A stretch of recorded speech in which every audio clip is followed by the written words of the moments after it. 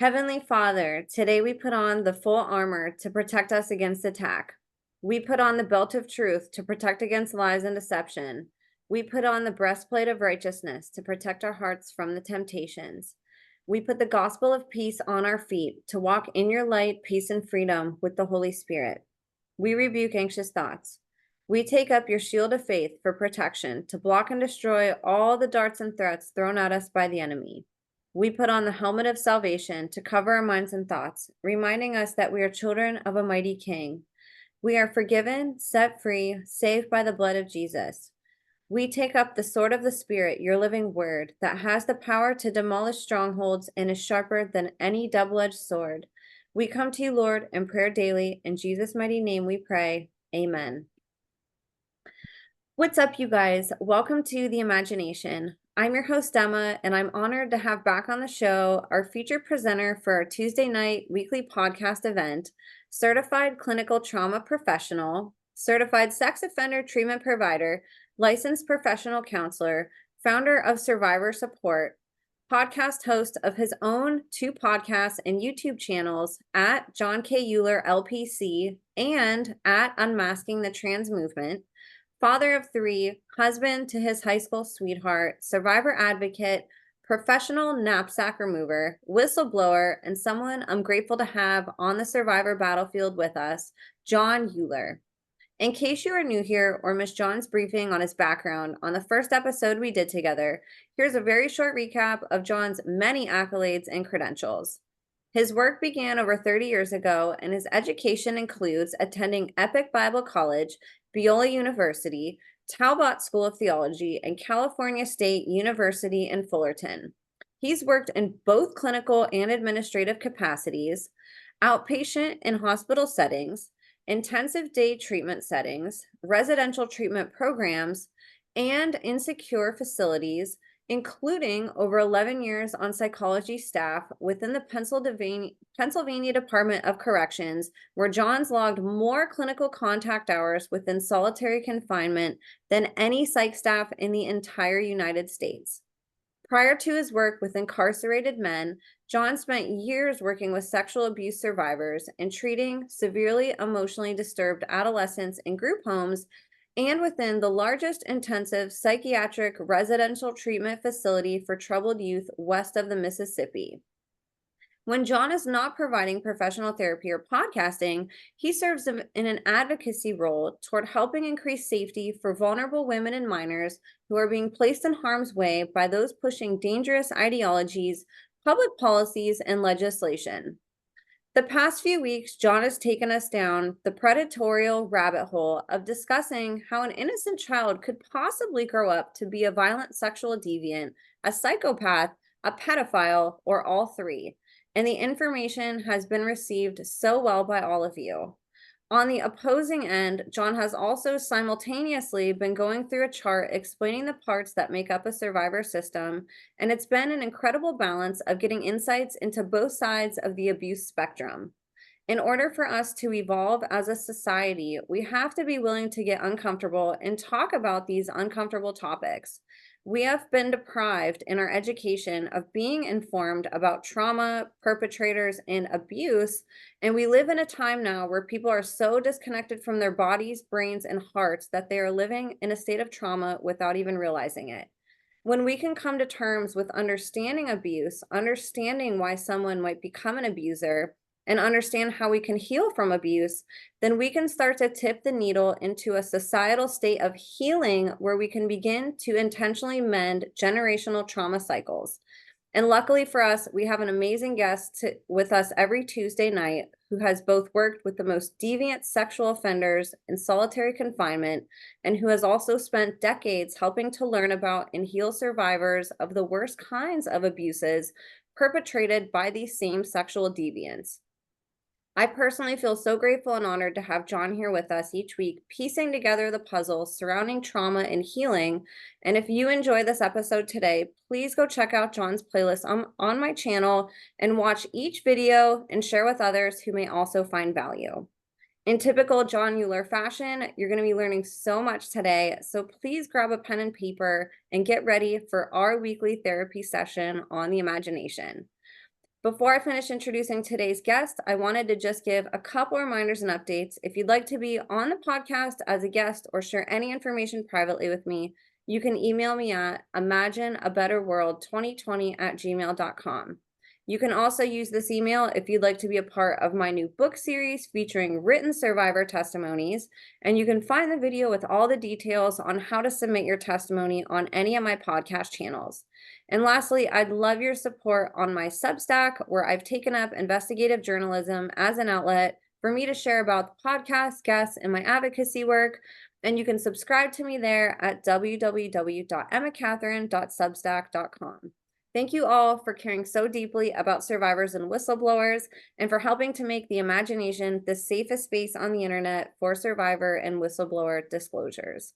So you guys, without further ado, please help me in welcoming today's guest of honor, selfless man of God, voice for the voiceless, child abuse and survivor advocate, podcaster, Satan slayer, pedophile exposer, protector of the vulnerable, and our Tuesday night therapeutic warrior, the one, the only, John Uhler. John, thank you so much for being here with us today. Emma, thank you. It's a pleasure to be back with you. And you do this multiple times with guests, and so you are writing paragraphs on every single guest. So thank you. Yeah, I think, for me, I'm like a big picture person. So I always read captions before I go watch an episode. And I figure that there's people like me out there that would like to know what we're going to talk about. But really, the main reason why I do it is because I know how hard it is to talk about this stuff. I know when you put your face out there and you talk about this, that you get a lot of negative feedback. There's not a lot of people that are, especially I'm sure decades ago, whenever you started stumbling on this, it's not something that survivors or whistleblowers hear all the ways that they're benefiting the world. We get trolled a lot, we get bullied. So it's kind of a gift that I'm able to give to sort of invert that back the way it should be. You guys should all be honored by everybody, and I'm just sort of manifesting the future. I can't wait till, you're on a freaking stage talking about this and getting an incredible intro, and it's just a very small token of appreciation that I can do for the time that you're spending here with me and with us tonight. So I really appreciate you, John, the work that you do, and it can't be understated enough how important this has been, and how good this is for our community to have somebody like you on our side out here advocating for survivors and sharing these truths that not many in your field are ready or willing to talk about. So thank you. You're more than welcome, and it's a pleasure to be with you again. And to those that have been staying with us, they're to be commended as well, because this part that we've been doing, we kind of hung a sharp right, sort of, as we're talking about the parts. We're going to get back to that starting next week. Yay. This is hard, but I think necessary for purposes of insight, for purposes of, as you and I were talking before we started recording, this will really help with unpacking and dismantling what has come to be known as trauma bonding. And that is a key part of helping a survivor heal, because ultimately the goal is to be free to choose, free to have a voice, free to have a preference, free to believe that I can start to have hopes and dreams and goals. But if I believe I've been cursed, if I believe there are, metaphorically, that there's hooks and cables or ropes on me, bungee cords that only allow me to get just so close to the goal and then I get snatched back, or that there's a black cloud hanging over my head, then how's that for a life? That means at best you're consigned to, and this is what every survivor, especially of SRA or MK Ultra, they believe that ultimately, no matter what they want, the opposite is going to happen, or they can only have a smidgen of what they want, or by the time they've set their goals, they're just getting down to the end zone, they're getting to the 2-yard line, and something happens more powerful than them to snatch the ball away, and then they fumble. And you do that enough times, you're going to get to a point where you say, why am I even going to do this? It feels like the game is rigged.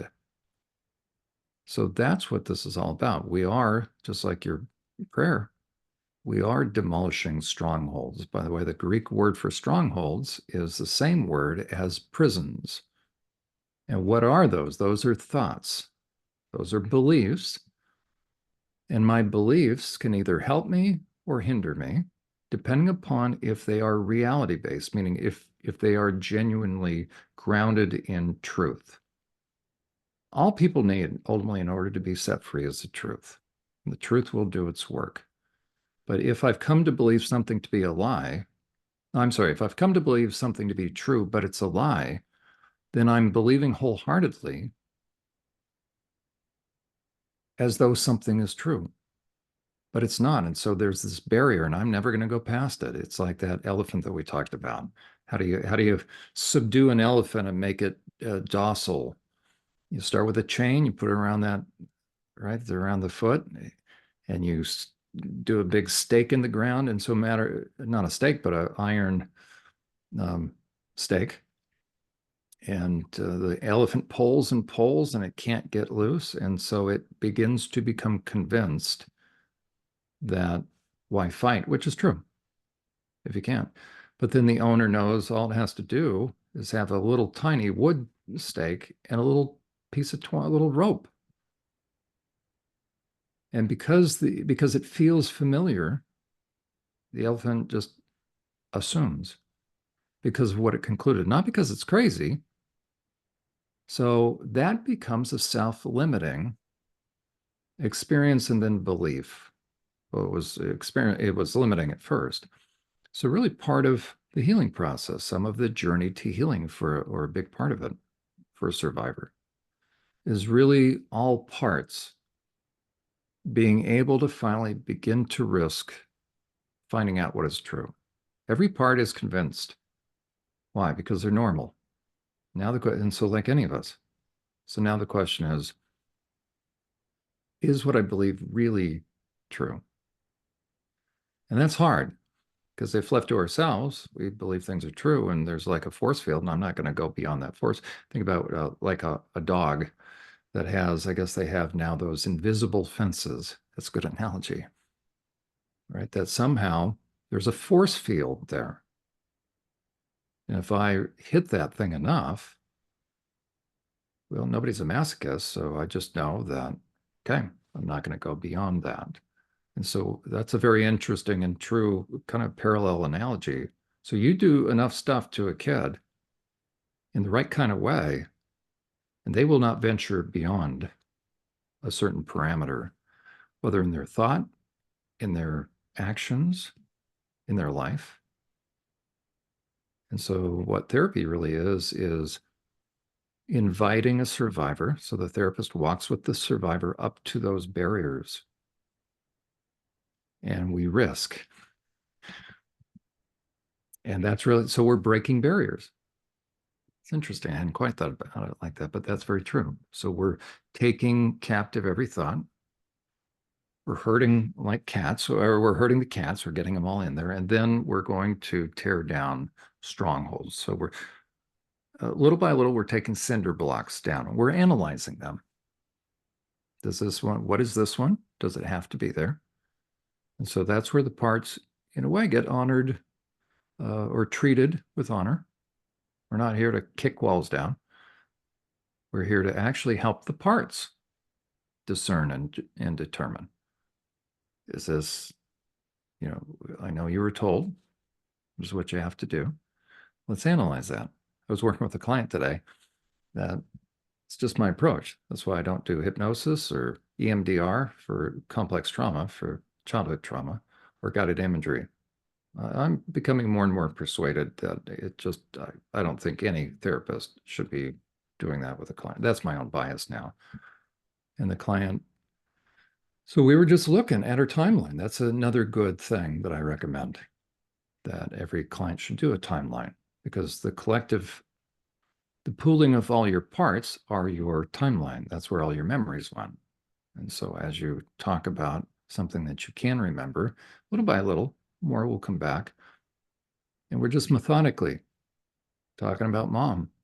And part of her, she said, I gotta be honest with you, part of me is really angry with you right now. I said, talk to me about it. What? She says, you're starting to irritate me. Because we're just being very methodical. We're not going to say mom's a creep or mom's wonderful, or we're just going to ask kind of questions. Like the time that you were a kid and you had that headache. It could have been meningitis, but mom looked at you and she chose not to whisk you off to the hospital. What does that mean? Is that normal? What does a normal mother do? And would you do that? And if you wouldn't do it, but you would intervene, you would show more care and compassion given the mother you had, how would you know? And that's just little droplets of truth, helping to start comparing and contrasting. And therefore, the strongholds, the prisons, start to come down. So that's what we're doing. And we're going to pick up where we left off with the parts. We're going to pick up next week. But meanwhile, we're looking at perpetrators. And can this even be true? SRA, MK Ultra, this stuff can't be true because no adult would ever do. And that's what we're looking at. And so I guess drawing upon my actual work with perpetrators, most people that will naysay, like the false memory foundation wannabes and hold-ons, and what's our guy, Soylent Green guy from the Satanic Temple, I'm still waiting. Okay, Soylent Green. I'm waiting too. Right, Soylent Green, I'm still waiting for my invitation. Okay, okay. So the non-Satanic Temple, he told me we could debate, but no. So you'll have those people. The premise is this. Lucian Greaves, step up. Come on. I'm very affable. Okay. But there's two things that the naysayers will say that if anything significant happens to a kid, they'll remember. Okay. Interesting that we don't have a problem if somebody is in a car accident, no head trauma, but they can't remember because something traumatic happened, and we call that amnesia. So we expect kids are going to remember from childhood trauma, but we cut adults slack. Okay, so the two premise, the false memory foundation frauds that went defunct, but they still, satanic panic, it's all coming from the same thing, right? It all boils down to this. If something traumatic happens, the more traumatic you'll remember it. Okay. So we hold kids to a higher standard than adults because there goes the concept of amnesia. You got to be consistent. So we have to get rid of the concept of amnesia because we'll remember everything that happens just shy of a head trauma. So that's first. The second is no adult would actually do this to a kid. And you notice all those adults that want to say that want to run their mouths like that, have never worked in a prison, never read criminal files, criminal history, police reports. I can tell you what perpetrators do. I've read the reports. Really heinous things, really, really bad things. All the bad people that get convicted, where do they go? Go to prison. What happens once they're in prison as far as structurally and the process? Like when somebody goes to prison, after the gavel goes down, they're ushered out. They go from county to now state, upstate. They go upstream, upriver. What happens? The van pulls up. What happens? Anybody that's still pushing the myth of the false memory foundation, tell me what happens. I can tell you what happens. Why? Because I worked there. You don't. You can't tell me. What's the likelihood that Epstein was killed?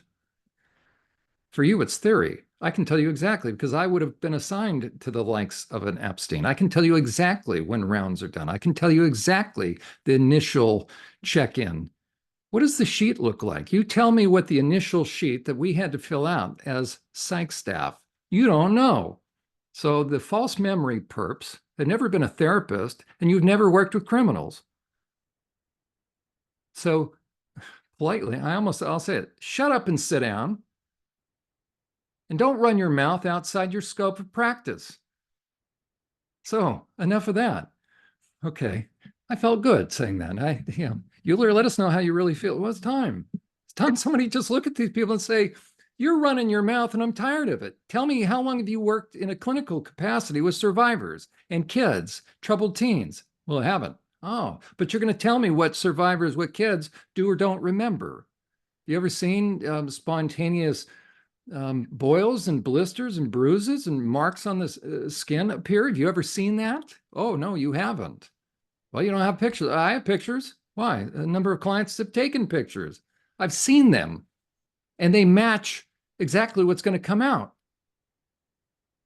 So yeah, the body keeps the score. So there are such things as body memories that match horrific, heinous abuse, torture. So yeah, there are people that actually torture kids. So there goes false memory foundation. If it was even around any longer, it's not. And then what kind of men? Would adults do this? Yeah. They were my clients, and I still do sex offender treatment. I did it earlier tonight. So I got 5 sex offender treatment groups. Do you know the kind of guys that are in my groups? They run the gamut, and that's what we're talking about. So the Silent Green Lucius guy, right? Invite me on because I want to hear about your clinical background, both forensic and mental health. Since you're so confident that people would never do something to kids. So that's what we're talking about. Heck yeah, John. Thank you for all of that. Well, Um, I really love this series. I love how it all fits together. And I think too, I was telling you before we started recording also, I love that we're going over the perpetrator parts, and learning about psychopathy and learning about sexual deviance and your knowledge behind it. Because I think too, as we dig deeper into the system of a survivor, it's going to really help those parts connect to the the the survivor that's discovering the parts. There's a lot of people going through this with us, and doing sort of like their own therapy at home and discovering their system, so they're learning about what caused all of this, who did it to them. And I think it's going to really help assist survivors in their healing process as they meet different parts, as they start to build trust within their system and work together, to orchestrate a smoothly moving machine in a sense. I think this talk is really important. It's very healing to be able to, like you say, take the knapsacks off and throw them back. So I appreciate you doing this with us and sharing both ends of the spectrum. Your knowledge base and experience is very unique, and it's really fascinating for us to get to learn all of this. So with that being said, I wanted to actually ask you a question and open with a sort of unique question that I guess I don't get to ask therapists this, but it's to me a big piece of the puzzle, and I wanted to get some of your insight on it, if that's okay with you. And this is a question about Freemasonry. This has been a topic that ever since my very first episodes here on the Imagination over 3.5 years ago, it's been a constant topic, whether it's Freemasonry or secret societies involved with the occultism, mind control, satanic ritual abuse. And I wanted to see your perspective as a therapist. Does this come up with you with survivors? And what are your views on the Freemason secret society aspect of what you deal with on a daily basis working with survivors? excellent question. And I'm probably the right person to answer, and I'll try to be condensed. That'll be a work in progress for me. But I'm probably the right person to ask because I'm still learning. Um, when I grew up, I'm going to preface it with this. When I grew up, nobody in my family were Masons. I didn't know about Masonry. Went to a liberal Lutheran church, and I don't know. It's just so that was out in just north of Sacramento. So obviously there were Masons. I just didn't. My dad wasn't part of that. Just wasn't part of it. But I remember when I first started going to Bible school, started to hear a little bit about that. But all I had known was, well, they're in parades or they do nice things like Kiwanis or I don't know. They seemed like a nice group of guys until you start to learn a little bit more. I actually learned a little bit more as I was starting to study about Mormonism and learning about Joseph Smith and then the handshakes and then the different hand motions when somebody is being sealed in the temple. And it's like, oh my. So every Mormon, I want to challenge every Mormon that happens to be listening. And this is true with anybody. If you're doing something in secret, why? Because what did Jesus say about things that are done in secret? They'll be shouted on the rooftops. No Christian should do stuff in secret. except with his spouse, and that should be life-giving and life-uplifting. Okay, that's private. But our life shouldn't be secret. Now, that's different than discerning. That's different than um, everybody's entitled. As a matter of fact, we have boundaries. But in terms of if I'm with an organization, so I'm going to challenge everybody here. If you're with an organization and you claim to be a Christian and you have secrets, you have a real dilemma. Because the question is, where's your loyalty? In the book of Matthew, I believe it says this, let your light, so in Matthew 5, let your light so shine before men that they will see your good works and glorify your Father who is in heaven. If you are a part of something where you have to take an oath to keep a secret, you are dancing with darkness. So for anybody who's trying to play both sides, and you're with a group where it's you guys and us four no more, shut the door. Number one, you've got a cult-like mentality going on. I don't care if you're a church or you're part of a secret society. If you're taking oaths to do what? To keep secrets, you got an issue. Biblically, you should never be keeping secrets. So if you claim to be a Christian and you're part of anything where you do little handshakes and little secret things and winks and nods and stuff, I'm telling you what, you've got an issue and you better get out of that. Why? Because why are you doing these little weird things? Well, and you don't understand. Keep going. Well, you don't understand. Well, then guess what? I don't understand. Because did Jesus have secret handshakes? Okay. He was part of a small group, wasn't he? They were called disciples and eventually apostles, and they were to what? Go into all the world making disciples, not making secret little guys and secret little relationships and going up the inner pyramid corporate ladder to where you have the grand poobah that has a little special ring, a little special hat. If you're in one of those, you better get out. Why? Because why are you keeping secrets? Well, it's male bonding. Oh, yeah, well, go do some sports. I'll tell you the best kind of sports. Get involved in philanthropic things. How about going and helping a shut-in clean her yard? So don't give me this thing. And, same thing in a way. I'm going to diverge. I really am exercised tonight, but I'll tell you, these little groups, I'll tell you, unrelated to little group, but I'm going to say it anyways. Okay. Cosplay, costume play. If you're an adult, okay, I'm going to say this. I'm going to lose. I don't care. Okay. If you're an adult and you're really into something where you're playing dress up, you are developmentally stuck. You need to stop playing and get into the lives of other people, pick up a hammer and a screwdriver and go be useful. Quit acting like you're a teenager, dressing up like you're a stormtrooper. If you're a furry, you're a deviant. So I'll let you know how I really feel about that. So there shouldn't be these little groups. Honestly, there's only so much time in a day. And if you're involved in a group where you're so involved and that becomes your identity, if it's not helping people, then you've got a problem with your identity.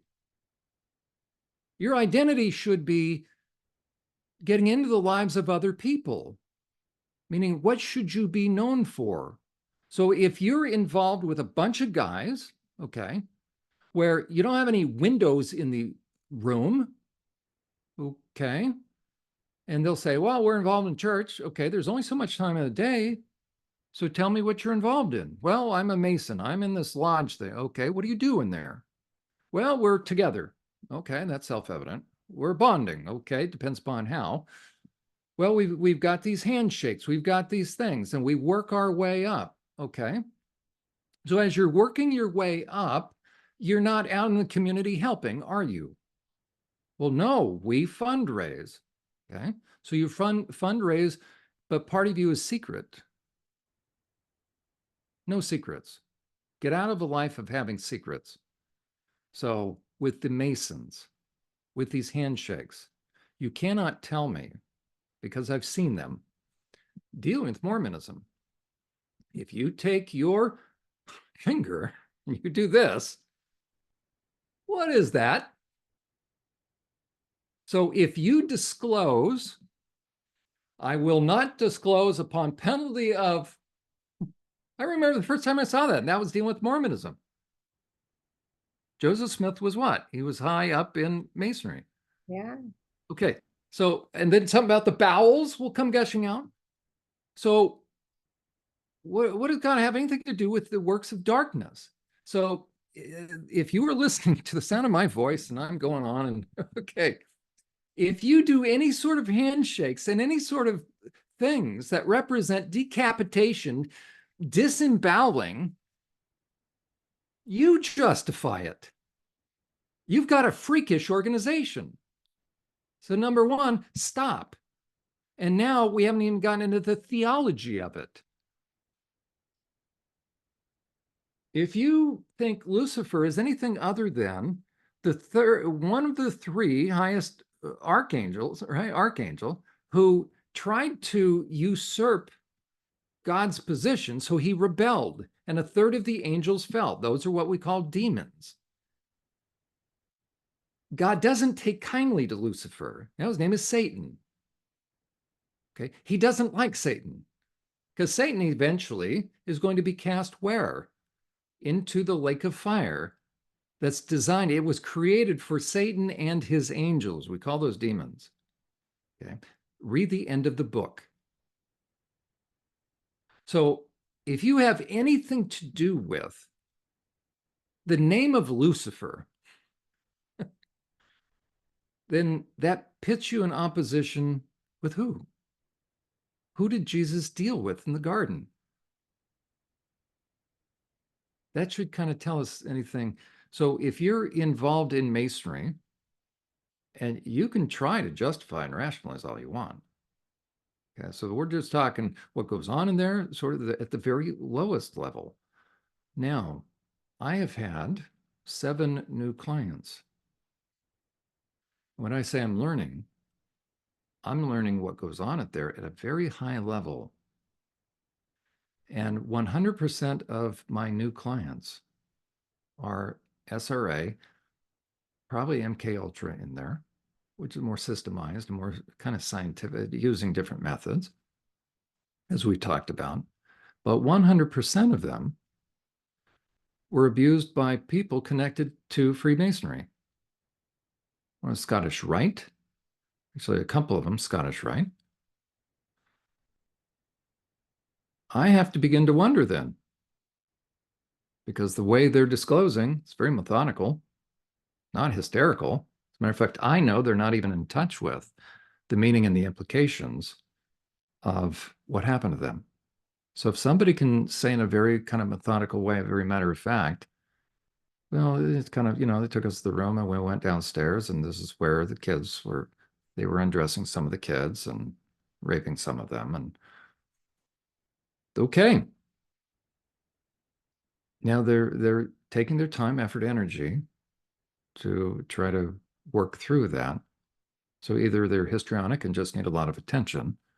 Like my clients don't have anything better to do with their time during the week than meet with me. I mean, hopefully they like me, but come on. So I'm hearing a lot of similar things, and one thing without exception, and I've been showing different pictures, as it were. Now let me define that. And this will be good for, you know what? Wish I had it. What I recommend is if you can find photographs that to the average person, it wouldn't trigger them. And all of a sudden, if you see a photograph, let's say of architecture, and when you see that, all of a sudden, I mean, literally, when somebody's triggered, you see their whole body jerk back, and they start to feel stuff in their body, and they don't know why. Maybe they've seen that before. Maybe that image. And there is a certain symbol that is on almost a rotunda kind of floor that, without exception, when I show that to those that have Masonic, the perpetrators that were involved in the Masonic Freemasonry or Masonic lodges, I'm learning about Masonry. 100% of them are triggered by a certain image, kind of a sun or a compass type of thing. And it's quite something, because prior to working then clinically with, or therapeutically with survivors dealing with Freemasonry. Because Mary on our chart, the parts, I don't think she was abused by Freemasons. So those pieces never came up. So I'm learning by virtue of how those in the higher echelons abuse. There's some unique aspects to Masonry, but I'll tell you what, a lot of them then also are involved in satanic stuff. And you can't tell me. I mean, I have 7 new clients, along with my other clients. 100% of them unrelated to each other. We've got Masonic stuff going on. That's pretty hard to explain away. And then all I have to hear is in Masonry, it's secret in there. So now I'm here to tell Mesa, I'm here to ask them, you prove that it's not happening. Well, you can't. How do you? Well, then stop being secret. Open up everything. Don't talk to me about, well, you have to have a membership. Really? Well, then you have an issue, don't you? So I'm just hearing too much about abuse going on within Masonic lodges. I'm at a point where saying, okay, I think I have a pretty good idea why they have upper echelons. So my recommendation for any decent man is you have no business being a Mason. Go do something productive. Go fundraise with some other group. There you go. Thank you so much. That's such a hot topic on this podcast. I've done like deep dives into Freemasonry and secret societies, and on the clinical side, I personally haven't heard anyone on the trauma side in your field discuss both. So I really appreciate you sort of paving the way and having the courage to talk about that, because it's a hot button topic. A lot of people don't want to consider that the lodge in their little town that they drive by every day could be doing this type of thing. But that's what's scary, is as much as there are secrets within the organization, they are not secret like a lot of the families that that we talk about. Like, they're right out in the open. They're in our communities. They are fundraising. They're visiting hospitals, working with children. They have children's foundations. And apparently, right, they're very involved in the Baptist church. So I want to challenge every Baptist, Southern Baptist, or any of the Baptist conventions. You need to get rid of this Masonry stuff, 100%. Matter of fact, I'll take on, you want to debate any of the leaders of the Baptist church, come on. Right? I went to Talbot. You want to play like I took my 2 years of Greek. Absolutely. My theology's sound. You defend this. I've seen too much. There is no combining the works of darkness. If you're doing something in secret, you've got some real splaining to do in terms of Christianity. So I'm at a point now where you choose. You can't have 1 foot in, 1 foot out. So if anybody wants to debate me, come on, either on Emma's program or on my own. I have absolutely no problem. Right? So no, there's only so much time in a day, and no man should be a part of these things where you're taking a little oaths, wearing little hats. I mean, and then hear about the Shriners. Yeah. What's amazing to me is my grandfather, or step-grandfather. I didn't connect it. I remember his little hat in a picture. He was the nicest guy. Lived out in Palm Springs. But when I found out you got to be high up to be a Shriner, it's like, oh gosh, this is hurting me. But I don't care. As nice as he was, the more I'm learning, it's a screening process. So the little guys in go-karts in the Rose Parade, Shriners, they always lean into the turn. So they got like the 9 go-karts, little Shriner guys. Yeah. It's like, a client just asked, mentioned, well, I've been working through, right? And she said about the Shriners. I said, now hold on. Guys with go-karts, a little beanie hat, a little thing, collect money for the hospital with the braces. I'm learning stuff. A lot of kids have these braces. Why are all these kids? Okay. Meaning, are they there to help, or are they, in a way, part of the problem? It's kind of interesting to think through. But I said, wait, you mean the guys in parades that ride go-karts? They're high up? That's not like the bottom level, and they act kind of goofy and they're riding go-karts? They said, no, no, no. You got to be like 32nd degree, then you're a Shriner. So, you know what? We got to be committed to the truth. And even if it starts to make us uncomfortable, I'm just now saying no man, no mature man needs to be involved in little secret societies. You need to stop. And if you're a Christian, you need to get out. And if you don't, then you know what? If there's any kind of darkness going on that we're starting to talk, that we've been talking about now, God's going to fry your rear end in hell for the rest of eternity, by the way, because better you off yourself with a very large millstone and meaning the largest rock in the deepest body of water, lest you do what? Lest you even think about going there and harming a child. Okay, the word for millstone is scandalon in the Greek. I took my 2 years of Greek. Okay, for anybody, any pastor, right? There's my Greek New Testament right there. Come on and we'll debate this. Okay, the thing that is so heinous in God's eyes about harming a child, especially sexually, and so it says, if you offend, that is sexually offending. It's not, well, you hurt their theology or the young converts. It has nothing to do with that. I heard that all the time. It's sexually offend. So if you even think about touching a child, you better go kill yourself. Why? Because if you touch that child, you'll scandalize that child. You are placing the biggest stumbling block. They will stumble over the issue of, if there was a loving God, then why did he allow it? That's exactly what we're talking about now. So if anybody's going to stumble over anything, if you're going to scandalize anybody, you better go scandalize yourself and off yourself in a very deep body of water with a big rock around your throat. That would at least prove you're halfway legitimate. Meaning, kill yourself before ever touching a child. God really takes it seriously. Why? Because children are innocent. If you steal the innocence of a child, you will face the wrath of God. And it is a fearful thing, I could touch, to fall into the hands of an angry God. And you haven't even begun to comprehend what he's going to do to you. So it's really important that men take this seriously. Those that are starting to go down a very dark path, and those that want to be protective. We have to be willing to consider all sorts of things, including our little groups.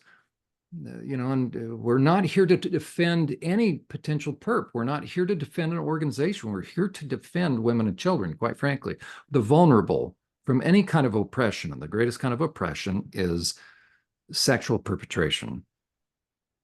And if you don't have that kind of passion, not the survivors, right? But if any of us who have not experienced perpetration, if we don't have that kind of passion, you don't have God's heart. I'll just put it out there. If you can listen to this kind of thing and yawn, okay, well, read Matthew 25. I'll tell you exactly, possibly, what kind of conversation you're going to have with the God of the universe. You're going to run your mouth in front of him, thinking that he's impressed with the money you gave in the little red bucket at Christmas time. And he's going to say, I never knew you. And you're going to debate a little bit more. And then guess where you get to go? So you'd better take this seriously. If you're not moved with the things that move God's heart, and he's a God of justice. Why? Because he's protective. And so what we're talking about is the thing that most moves God's heart, that enrages God, which is perpetration of children, of the innocent. And so for any Christian out there, this has to be the front burner concern. And next is domestic violence, but anything to do with knapsacks. We're putting knapsacks on, but the worst knapsack is a millstone that you scandalize, you touch a child sexually, you're scandalizing them, and then let alone do the extreme stuff that we're talking about. And then I'll let you know how I really feel about all this. Go, John. We get to see Savage John tonight. I love it. What you put in that coffee tonight? Okay, but it's all true. Maybe it's vicarious trauma because when you hear Oh, all what people have gone through as kids, okay. it's just surreal, especially coming through quote unquote Holy Week and hearing more and the memories that are coming up and the body memories and then what they disclose and it matches the body memories. And I've been doing this a while now. And to think I still hear new stuff that I hadn't thought that somebody could be so evil to do. So I get passionate Well, about we it. love your passion, John. And I know that you have a few things that you want to discuss tonight. So Before I I'll lose my bring you entire audience, right? We haven't gotten into. No, this is really good though. Thank you so much for answering that. Like I said, it's not it's a common conversation I have with survivors about Freemasons, but it's neat to be able to ask somebody in your field about it and to talk on a level playing field in a really grounded, down to earth way. And I really appreciate you. That is so validating for the people on my show who are constantly being told that they're lying about the Freemason part. I get persecuted too when I post about it. People are like, "Nah, Freemasons couldn't do that." So having Couldn't, somebody like you right? stand Nobody by could us do that. and validate it, like that's really powerful, and we all really appreciate you. Uh, Thanks. Okay, well, the good news for some people is that we're going to wrap up talking about perps tonight. So that's probably good news for some people. So I figure what we'll do is we'll just kind of uh, uh, do a brief overview of that chart. We're going to look at a few more charts, and then we're going to look at what are some from a clinical perspective, what are the factors involved in psychopathy? And then we're going to look at about a 12-minute compilation of clips from a very good neuroscientist who will kind of walk us through or walk the audience through. So I'll share the link where it comes from of the differences in the brains of a psychopath. So we're going to look at that. Um, I'm also going to help correct his own perspective because he highlights he thinks certain people are psychopaths that they aren't. So that aren't. So it's a good reminder. If each of us need to stay in our lane. He's done meta-analysis, so that's okay. But I will suggest he just stay with neuroscience and not try to suggest who is or isn't a psychopath if all you've done is meta-analysis. Where are you going to work with psychopaths? I'm not saying that nobody can surmise. I'm not saying that. I probably was pretty good prior to working in the prison system. But let's face it, where are you going to encounter bona fide psychopaths that you know? Well, you're not going to encounter them based upon their own self-report. Meaning people in the community, family members. You ever once heard somebody walk up say, "I'm a psychopath"? I'll give you a hint. They're lying if they do, because psychopaths don't believe they are, and they're certainly not going to give up the goods. So the only place you're really going to be able to study psychopaths is in prison. And then the question is, how are you studying them? Are you an outsider getting permission to go into a prison? Then how many hours do you have? And you're interviewing who? The world's greatest liars, or work around them. And in such a way where you're better at it than they are. Better at what? Better at chess. The only time you're really going to learn about a psychopath is when he's starting to be beaten. That's rare, especially if they're smart. And the only time that's going to happen is probably after a number of years, and especially if they're in solitary confinement. About year number 6 or 7. That's when you'll start. It's a very unique phenomenon. And then they're at the door and they're just talking when you invite them to the door. But it's going to take you about a conversation of about an hour, and no psych staff. They could have those, but they don't care enough. But I was interested. So I had conversations with psychopaths or allowed them to have conversations with me. And you're onto something when they say, "Well, Mr. Uhler, okay, I've never told anybody this before." Now you're going to get some pretty unique information where they've got nothing to gain. They're not gaming. It's not game theory. Now you're going to get some qualitative data. Now you're going to be able to interview them. Very few people do that. Very few people have access to it. I was just interested enough. Every psych staff could do it. Most are not interested. So I spent a long time, more years in solitary confinement, right, as far as a psych staff. So I dug deep. That's where these charts come from. And so hopefully then the benefit is for people to be able to see how somebody gets that way, how somebody becomes that way. So we'll look at the brain difference, but then I'll qualify some of the stuff in his video, but to show you that the brain really is different. And the premise is, and Robert Hare was the first one to suggest it, and I thought about it, and I think he's right, and he confirmed what's in the Book of Romans. Not that we need Robert Hare to confirm what's in the Book of Romans, but when a brain shifts psychopathic, it never comes back. So you can be given over, and there's a point of no return. And what does that look like? So we'll look at the brains, but what does somebody look like? That's what we're unpacking. So without any further ado, Emma, you've been a trooper through all this. Okay, so we'll do a couple of things. We're just going to finish up here. I won't throw the entire kitchen sink at you, but we're going to kind of wrap it up. So I'll screen share, and we'll start with, we're going to look at, we're not going to do really any review in depth. We're just going to, once again, show this chart.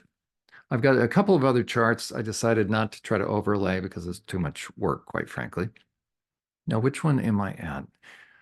Gosh, all of them came up. Okay, I think we're on this one.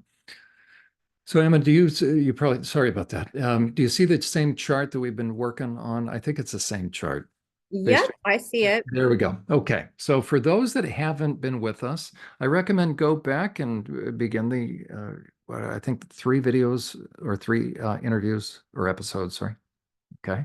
So these are just some independent dynamic factors, as it were, not so much factors, but dynamics layered upon each other. Because when somebody has reached a point that they are psychopathic, again, a psychopath, whether a bloody psychopath or white collar psychopath, always comes down to 3 things: no conscience, and that's the key.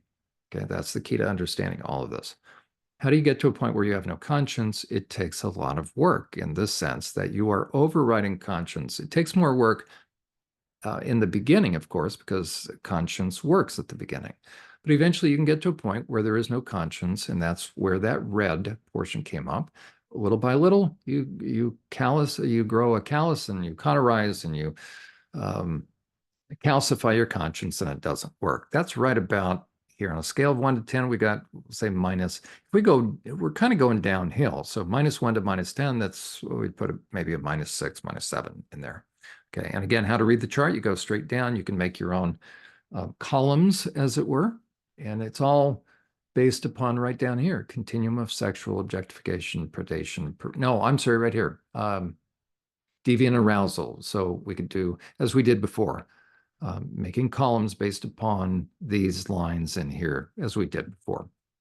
So give or take, there's about 10 gradations as someone's going downhill. And once you hit deviance, and right in here, and I'll increase it now. I just want to give you the overall flow.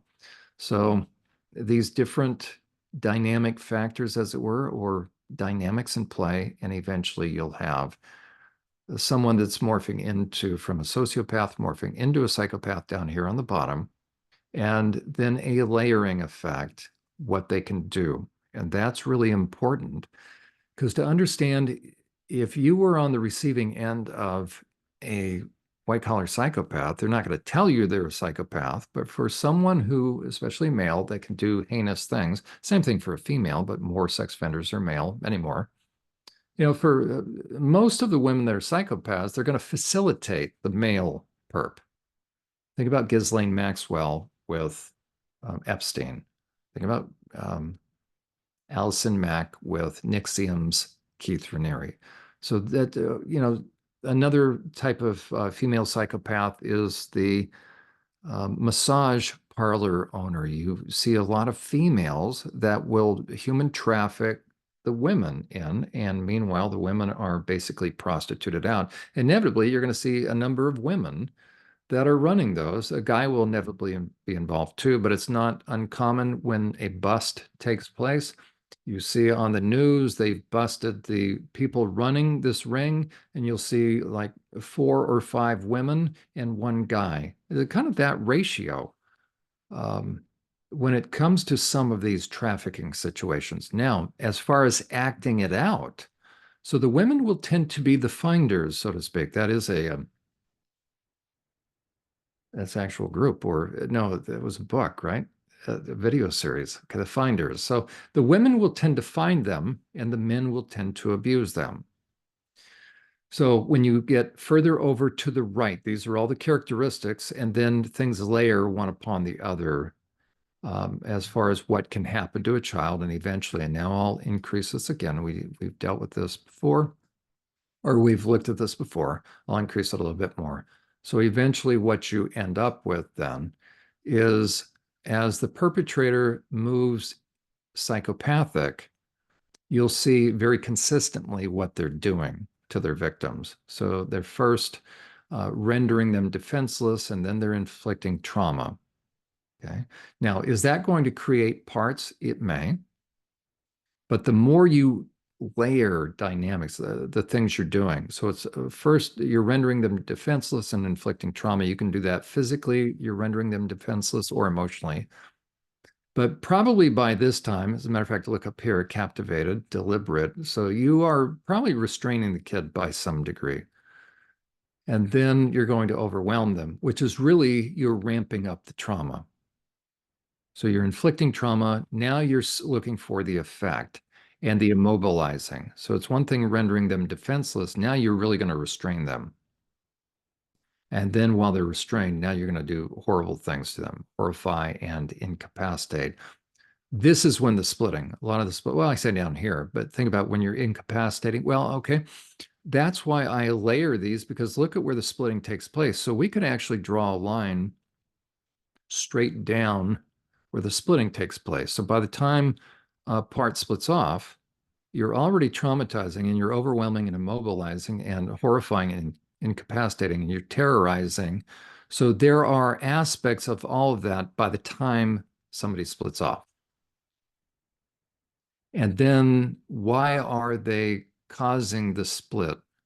Because they want to ensure compliance. And so we call that programming, or what I've been calling is persuasion. So that's where that's going on. And also secure silence. So these are the different kinds of parts, if you really think about it. Okay, so that's kind of, I think we can really boil it down to these. I don't like that term, sorry. But you can really pare things down to those, right? You're either ensuring compliance, that's obedience, and this is maintaining the secrets. And by the time you get there, you're dealing with dark stuff, whether overt or covert spiritual stuff. So you can have I could perceive, you can have an MK Ultra guy that isn't into Satanism. You can have a Satanist that's not into MK Ultra, but you certainly have the convergence of that, or they're energized by darkness. So that's the chart again. I recommend you go back and look at what we have talked about before. I'm going to stop sharing, and now we're going to get into another chart. I've already shown a couple of these, but I figure we're going to look at some of the charts right there that I had put together during my time in the Pennsylvania Department of Corrections. Let me find it. There we go. Okay, so you can find these, by the way, on churchprotect.org under the Truths tab. If you scroll down far enough, you'll actually see these. You got to scroll down a fair ways, but you'll see these. So I'm going to increase this now, and maybe I'll take these. These are in no certain order, so we'll just kind of go through these. There's no logic to the order because I was trying to cut and paste. So we'll just go through these. So an SVP, sexually violent predator, again, that's not a legal status. That is I mean, it's legal, but that's a designation placed on a perpetrator by a judge. Okay, so sometimes this is horse traded away. What do I mean by that? Somebody deserves to be SVP because there's definitely, you're going to be lifetime registry for the sex offender registry. There's going to be the highest level of constraints.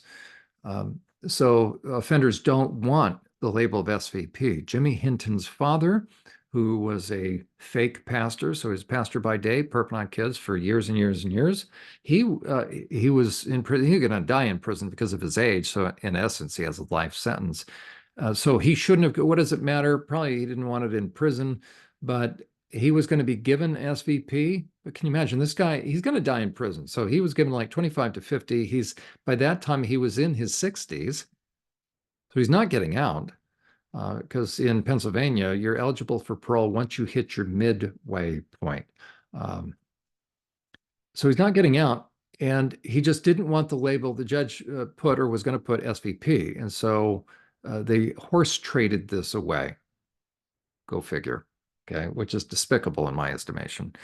Okay, so we'll read through this. Forensic clinical treatment has repeatedly shown that of all sexual offenders scheduled for eventual release from prison, the sexual, oh, that's redundant. Sorry, this should be sexually violent predator, is the most likely sex offender specifically to select churches. So sorry, that's redundant. That should be SVP. That's very true. When I was on church staff, I didn't know this. So there are a lot of pastors, if they're legitimate and decent, we're just not taught, or they're not taught. So people in churches, that's why Church Protect exists, to educate churches that the most sophisticated ones are targeting you. Okay. This category of offender is the least likely to change. Why? They're the most psychopathic. So the most sophisticated that are most likely to target churches know how to lie the most. They will talk a good game, especially if they've been in prison, and they'll say, "Oh, Pastor, I've learned my lesson. I was the prodigal. I've seen what I became, and I'm just having a hard time forgiving myself, and I don't think I can ever believe that God can forgive me, and maybe I need a community that can help me understand God's love. I just can't seem to believe that God could forgive me." Do you know how many pastors will fall for that? And what does that perp do? That perp will be welcomed back into the regular service. Now, am I saying that a church or a pastor should never welcome a guy in? This is exactly what I'm saying, right? Which is this, that there should be a special arrangement for a sex offender that has an offense against a child where it amounts to a mentorship, kind of like Jesus did with the disciples. You do not need to be around, if you're a male perpetrator, you do not need to be around, and you should not be around women and children, especially children if you have a child offense, to grow spiritually. So here's my Greek phrase: cut the crap out and stop it. Okay, and you already know it. If a guy's on parole, he's violating his parole, by the way. He knows that. Okay, the SVP has become so morally depraved that he has no conscience, no empathy, and no remorse. And he prefers it that way. Okay, that's what's important to know. The wolf in sheep's clothing has passed the point of no return. Romans chapter 1, he's been given over. Thus, for purposes of keeping kids safe, there's no such thing as a reformed sexually violent predator, because it's really hard to get an SVP list. So pastors, you better do your homework. And if you see a guy with SVP, you're dealing with somebody that had to work hard to get that. Okay, here's how somebody progresses. This should sound familiar, by the way, because of what we've already talked about. Here's the progression into what I'm just calling dark sex, which is evil stuff and pedophilia. So there's no such thing as a minor attracted person. That is a lie. So maps are lies, and furries and maps go hand in hand, by the way. Okay, and also AGPs. Okay, so don't let anybody tell you these are sensitive men. They're not. They're sexually deviant, and we've already looked at how somebody becomes that way. So here's the progressive steps by degree. This is really pretty accurate. We've already kind of looked at this, looking at the chart, but now we're going to read through it. So number one, he's become comfortable with immoral and depraved sensuality. That's not illegal, but he's become, right? So what's he doing with his conscience? He's violating his conscience. So he's already becoming comfortable with it. So that means his conscience is not working all that well. He's already well underway overriding his conscience. So it's like a little dial. So he's turning the dial down. So he's already becoming a concern.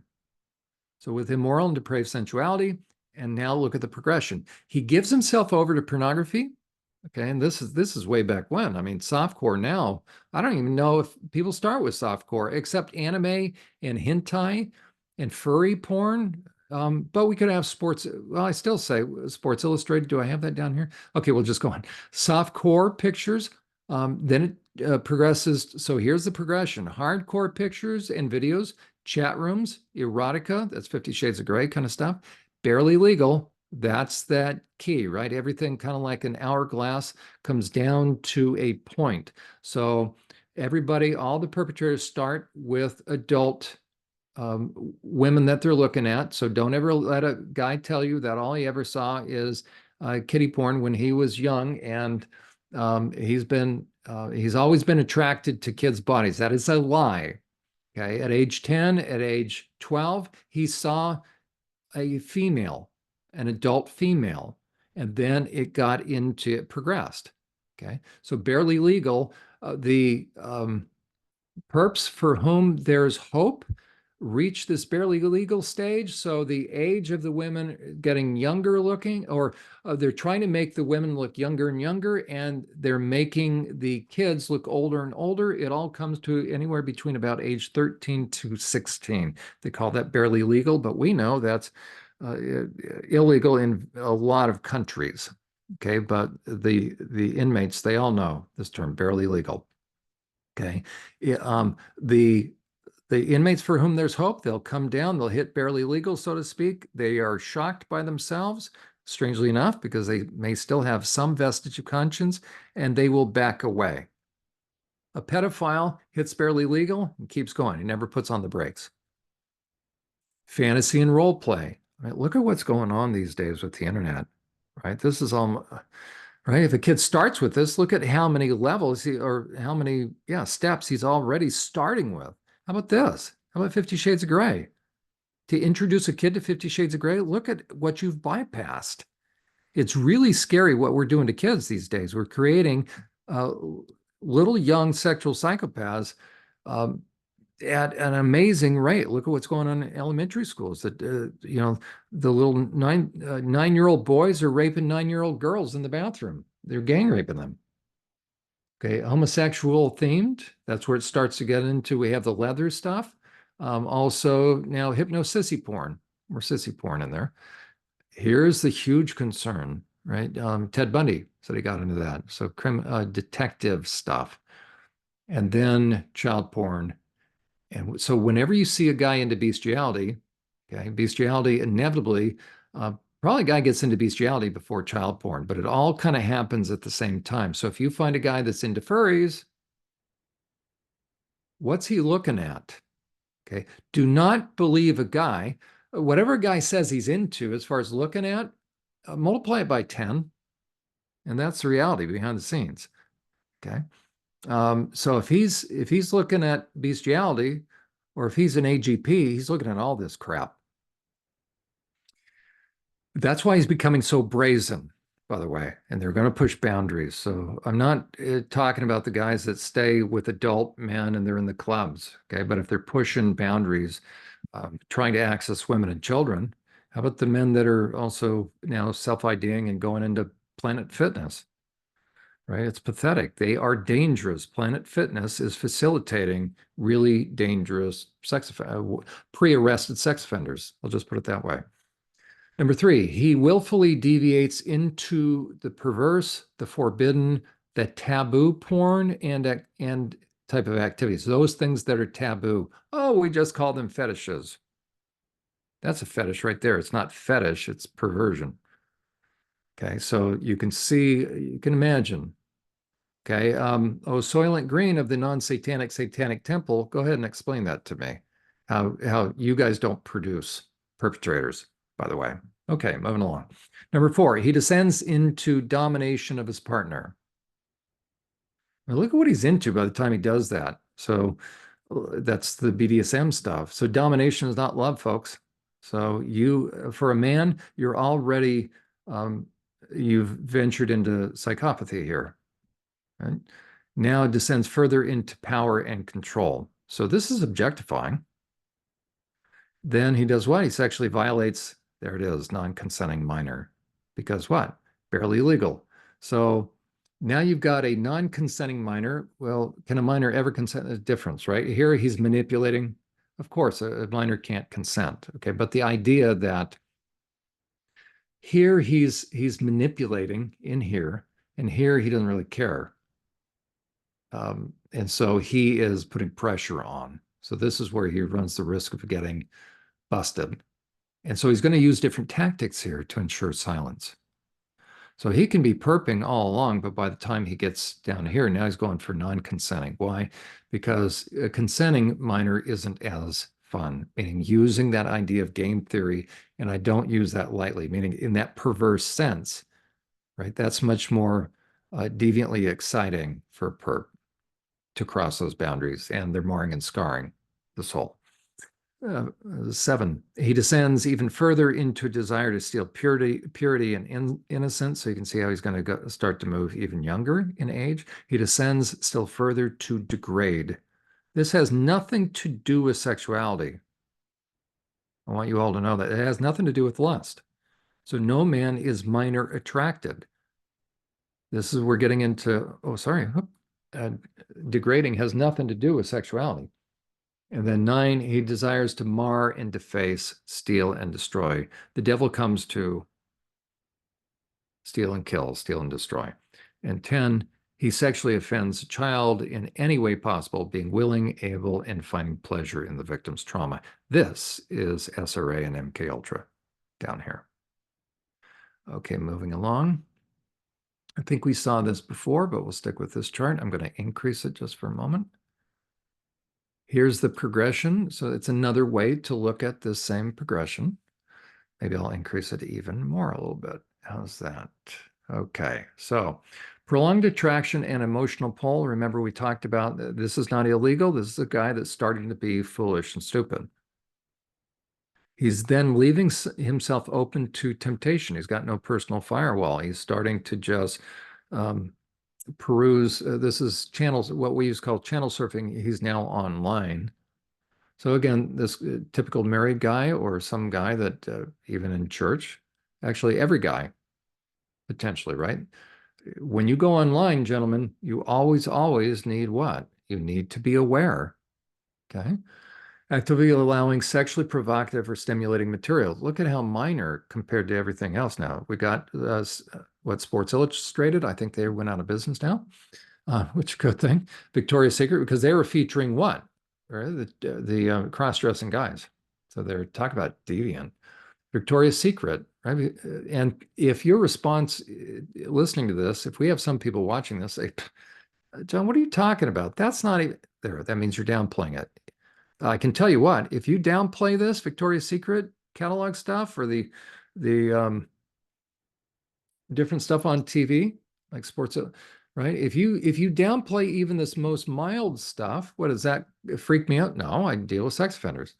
Okay, but if you downplay this, I can already tell you you're into other stuff because that's why this is mild, because you're not bothered that you're now objectifying women.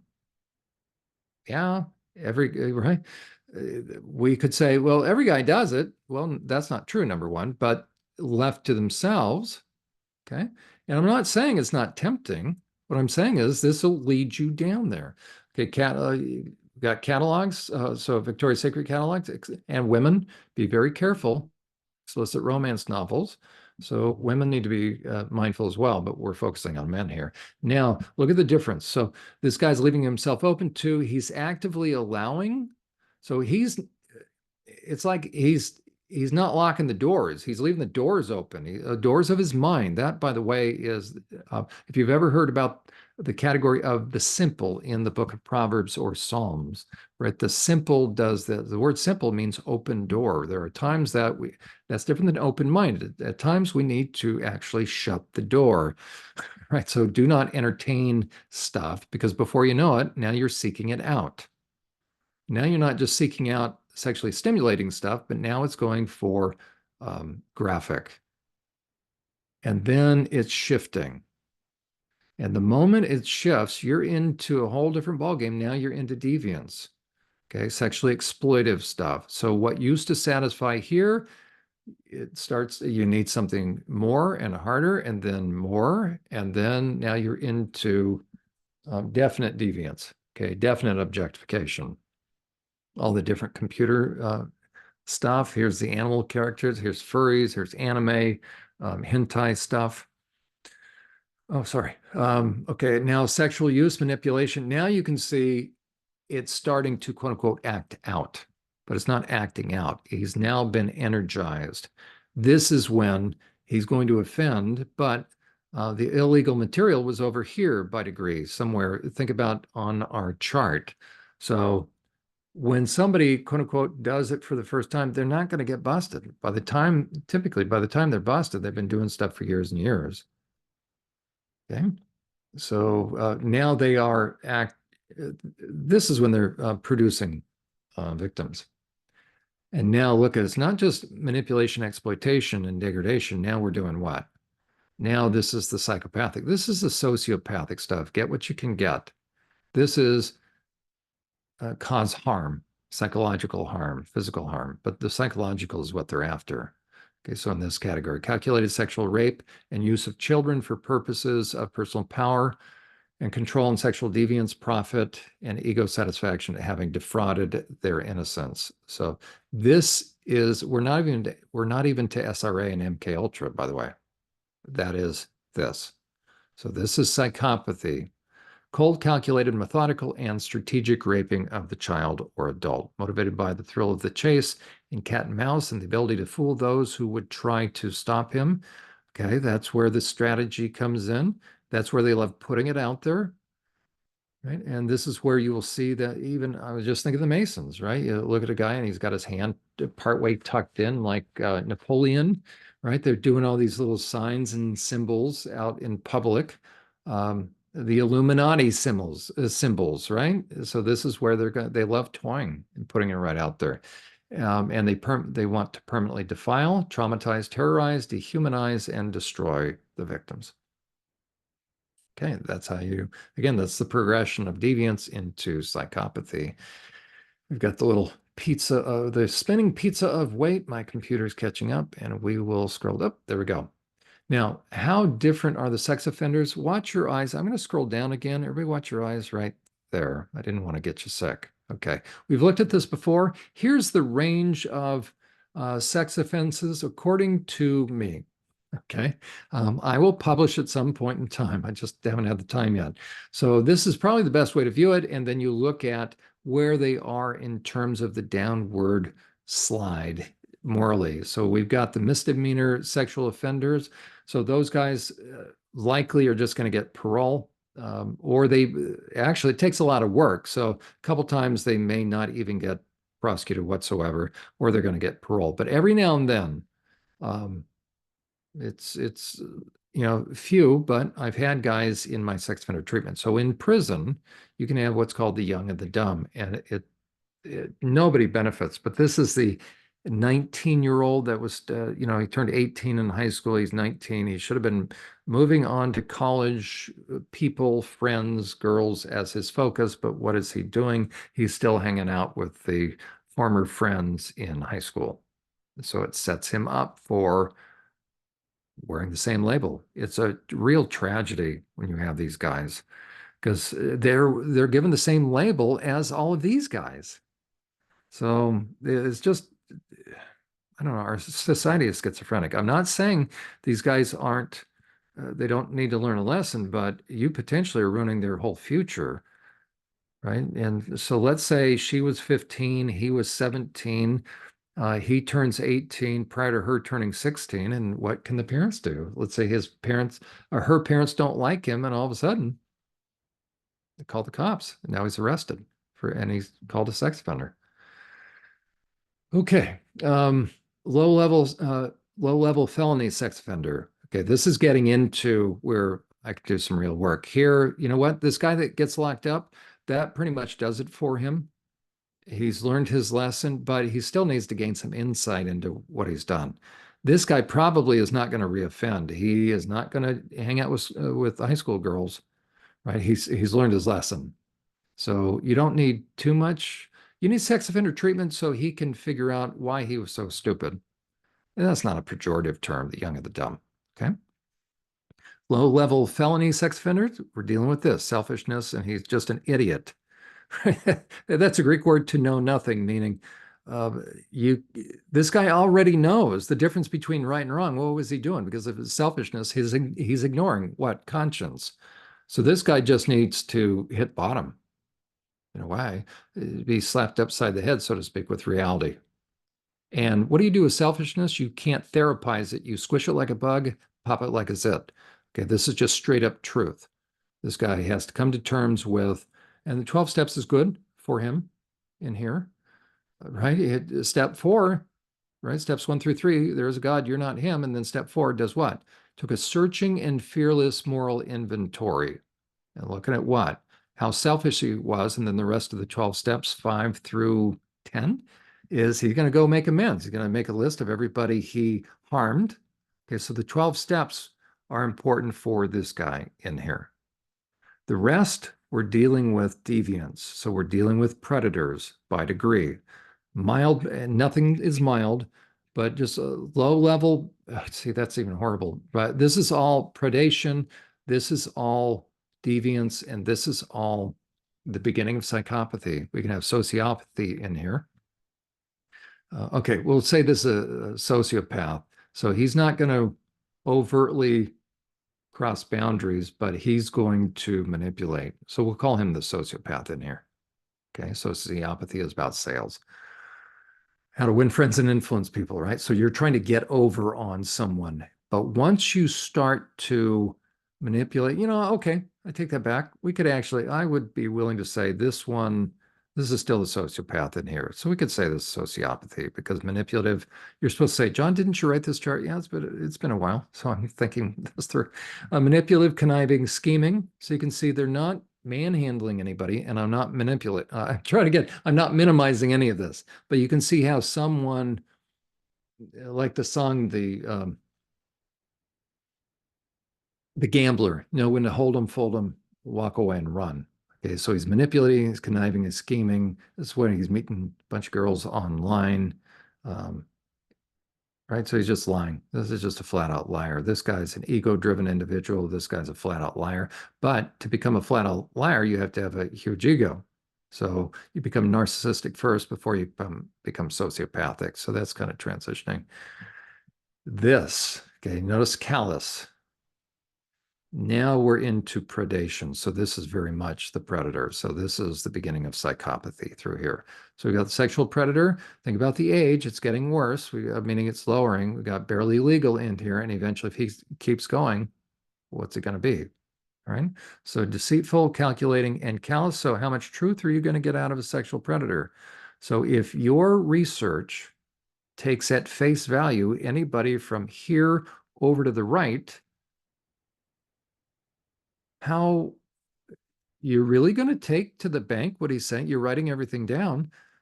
Do you have any ability to verify that? No.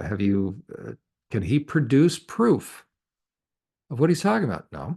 Can he produce any films of how he was abused, right? All these guys, because they've learned that all they have to do is say they were abused as kids. Oh, okay, you're abused as a kid, but you ended up looking very normal, assuming a position of responsibility, trust, and authority. You were very calm, cool, collected. Everybody trusted you. You were a mandated reporter. Yet you're trying to tell me you were abused, but it never fazed you? Well, John, you don't understand. I was just depressed for a long time. I never sought help. Oh, okay. So I'm supposed to take your word for it. But how come in all the pictures we ever saw, you were smiling, and that's how you attracted your victims? You're lying through your teeth. There's no such thing as minor attracted persons, non-offending pedophiles. They're only non-offending is because they haven't gotten busted yet. There is no virtuous pedophile. It's a lie. Okay. Once it becomes pedophile, it's sick, twisted, and depraved, because it takes a lot of work to get to the point where you're offending a child. There's the sexually violent predator for adults, and then for kids. That's the ultimate wolf in sheep's clothing. Okay, now with this same chart, we're going to overlay. I'm going to go up now. There we go. Look at the range of sex offenders. I'm going to go back down and show you where that was again, just for the heck of it. We're looking at the range of sex offenders right here. Now we're going to show you what they're into. I'm going to go back up. Watch your eyes. There we go. Okay. Again, it's a layering effect. Nobody suddenly, look over in the bottom right, nobody suddenly has a desire to defile a child, which you'll hear guys talk about, and even the research, you know, and it's flawed research in a way. Why? Because they're interviewing pedophiles. Well, the guy was never, he just had low self-esteem. He was going through depression. Okay. If you believe that, you're a sucker. Okay. So by the time you, I mean, how different, now let me qualify this. How different are they from regular sex offenders? It sounds strange, right? Nobody's a regular sex offender, but meaning pedophiles. Okay. I didn't write the word pedophile. Okay. So are they different? Yes, they are, because you have a compounding effect. So by the time you defile a child, you are really, forget sick. Okay. You are really, so there's so much layering that has gone on. You are psychopathic. That's why no cognitive behavioral therapy and sex offender treatment is not that you don't know the difference between right and wrong if you're a perpetrator. You have no heart and you're evil.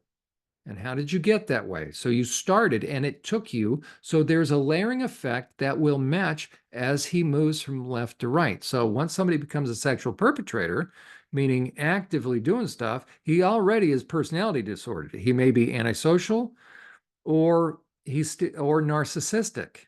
Now, antisocial, one of the key things to it is it's impulsive and kind of kicks against societal norms. That's not the sophisticated ones we're talking about, by the way. So it's interesting how the majority of sex offender treatment, when they're dealing with pedophiles, they'll use the categories in the PCLR, and I will have another category. I'm going to show you another couple of categories, okay, that I've added. Okay, so you're certainly personality disordered, meaning it is a long-standing, pervasive way, and it's just this is who you've become by choice, to be honest. So you are antisocial and narcissistic, but in antisocial has to be, again, has to do with kicking against societal norms. But you are this way. So once you become sociopathic and psychopathic, you're becoming fixed. Okay, then on top of that self-entitlement, now look at what you're into. You move from perpetrator, so you believe you have the right to cross people's boundaries. You're on the, and you're willing to take advantage. Now you go on the hunt. Actually, here's predator. So this is when you're becoming twisted. So now it's really deviant, meaning now you're into harm, you're into effect, and therefore you're becoming profoundly sexually twisted, warped, and deviant. So in here is the point of no return, somewhere in here. Okay? Meaning this guy will never want to come back. He thinks it's stupid. So he's lost the desire to ever be any other way than what he is. That's the term reprobate, by the way. Okay, so he's personality disordered, and then he gets into profoundly sexually twisted, warped, and deviant material, and then he's driven by sexual gratification via power and control. I could also actually put that up here, but it's all in here. So you can see power and control, right? It's not about a relationship at all. So he's filling his mind with twisted, warped stuff. He gets into power and control. This is pure objectification. Actively seeks to sexually defraud. So now it's just not what he can get off on, but the negative effect. He's trying to defraud and steal. Now he's really, this is in the emotions, this is in the psyche. And now what do we have here? Victim unable or unwilling to consent. This is both in age as well as the capacity. So you're holding someone against their will by degree. Okay, or you've so leveraged something that they're unable to, you're going to make them an offer they can't refuse, kind of thing. That's like organized crime. And then what? Think about the age. So you've already gotten into barely legal. That's over here somewhere. So now meet the criteria for a pedophile, because you're doing adults, you're using adults, but now you're starting to focus more on kids. Dominance and great degradation. This could still be adults, but now you really perp pedophile, right? They're really focusing on the kids. They could still have adult victims at the same time, by the way. No empathy or conscience. There you go. That's psychopathy. And look up here. So by the time you harm a child in this way, dominate and degrade, you have no empathy and conscience, you're a psychopath. And desire to generate trauma and desire to defile a child. This is the SRA and MK Ultra. Okay, we're going to go back up. Let me see if, no, we're going to go down now. As soon as my computer cooperates. I have my eye on the clock. I don't want to keep you too long, but you know what? Maybe split this up, watch this in two sessions, because there is a really good video I'm going to show everybody. We'll comment on it. I have a compilation of a good video dealing with psychopathy. Okay, underlying goals of sexual perpetration. This kind of matches another one that we've seen before. This is one of the first charts I put together. We'll just go across the top. What is the goal? To blemish, to tarnish, to spoil, to steal, and destroy. The devil comes to steal and destroy. So you've harmonized with darkness. You've harmonized with the author of darkness in here, whether you're a Satanist or not. Okay, so at first, what's going on? This will actually kind of match these levels up here by degree. Okay, but by the time somebody becomes an actual active perpetrator, you want to blemish the victim's sense of normalcy. So actually, we're probably up here, right? By this time, this is pretty much entering into psychopathy, now that I think about it. Because now this is deviance, right? This is not sexuality. So you want to blemish the victim's sense of normalcy. So here are the stages downward of what the perp wants to do. So he wants to corrupt, he wants to pervert, he wants to warp, he likes to demean, it's into shaming. So it moves from blemishing to tarnish. A little bit different, right? Blemish, you're dimming the light, so to speak, but tarnishing, you're layering over. Think about if you have brass at the ocean, it will turn from copper looking color or brass color to a green or no, turquoise, right? Then you have to polish it again. So you're tarnishing the victim's sense of being wholesome. So this is since any rape victim, right? She feels dirty.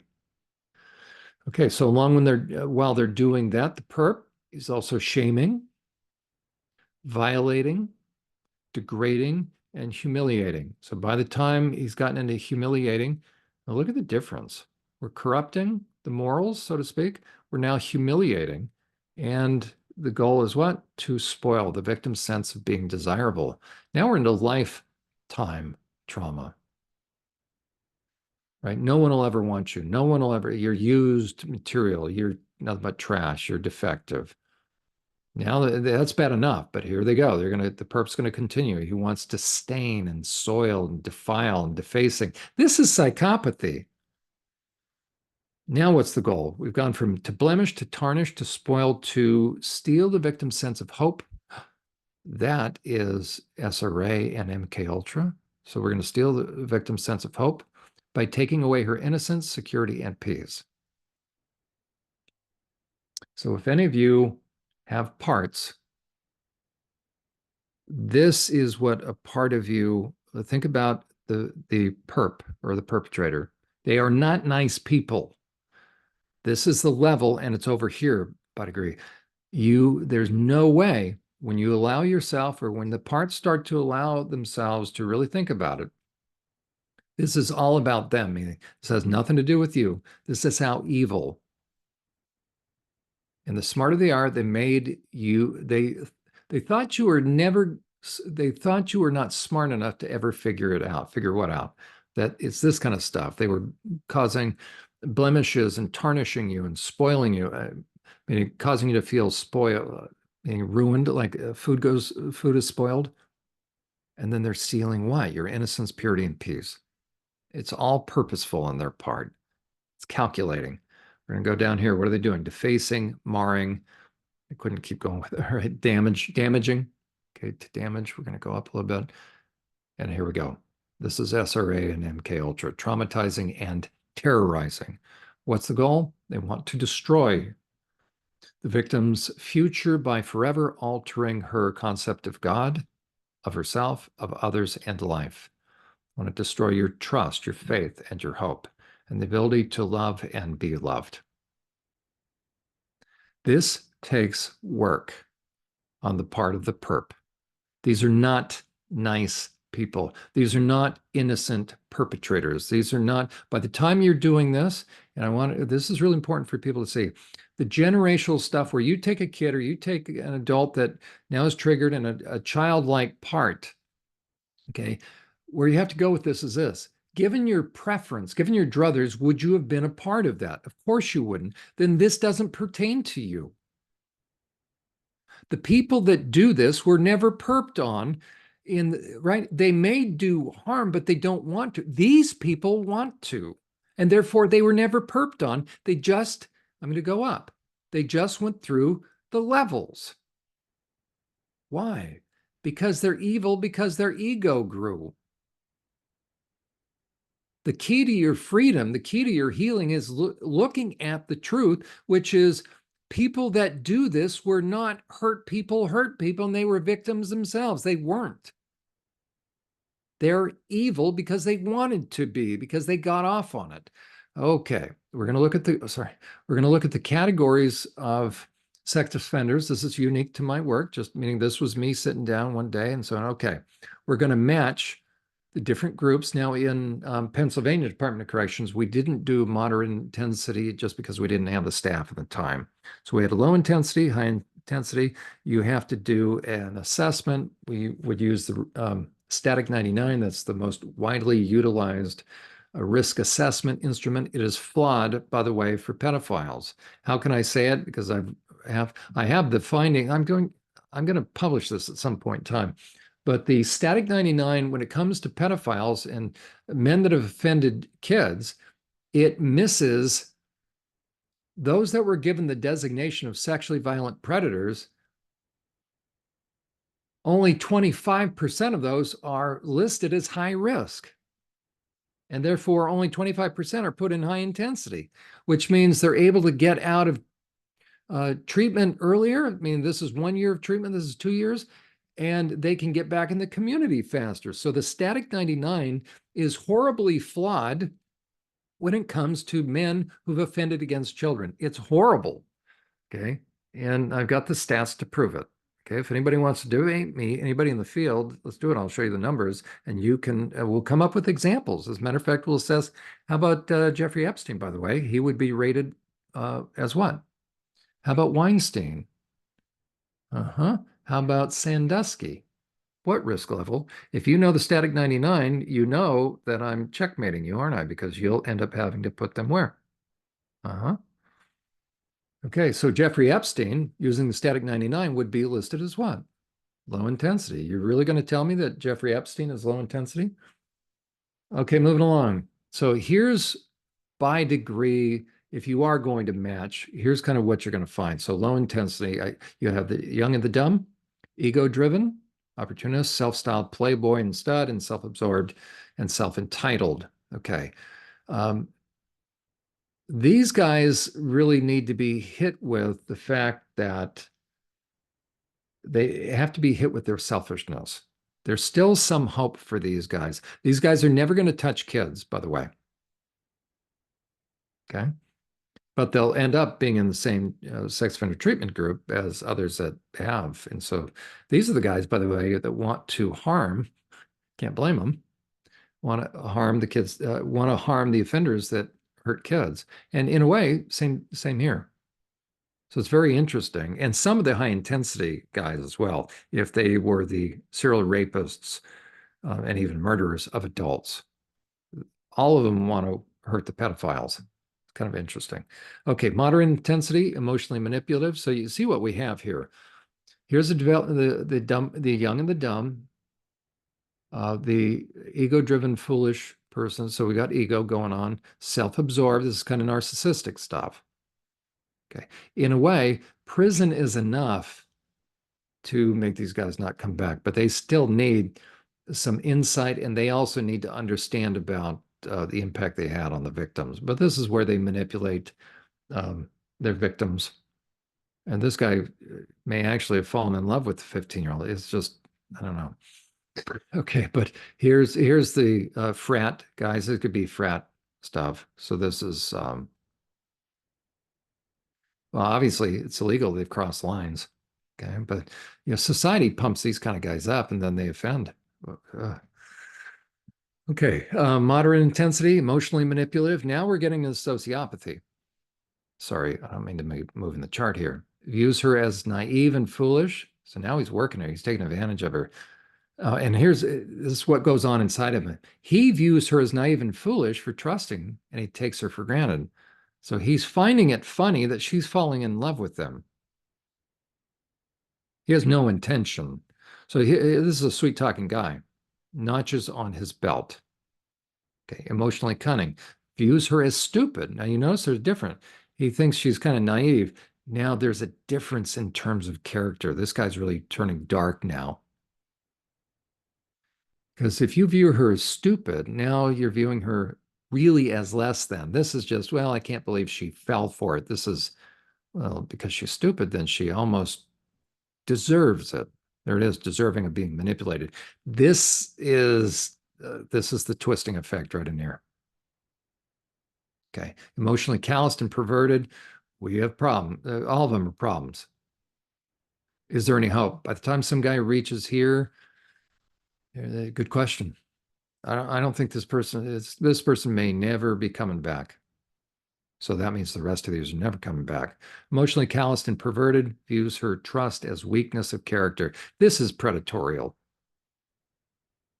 Now look at weakness of character. So trusting. See how he's inverted? He's already inverted by this time. So he's a psychopath. But will he be put? It depends upon the nature of the offense and also how many times he's been arrested. So he may deserve to be in high intensity, but depending upon the way the prison system has structured things, he may end up. If you don't have high intensity, this category may end up in low intensity. So it's pretty pathetic.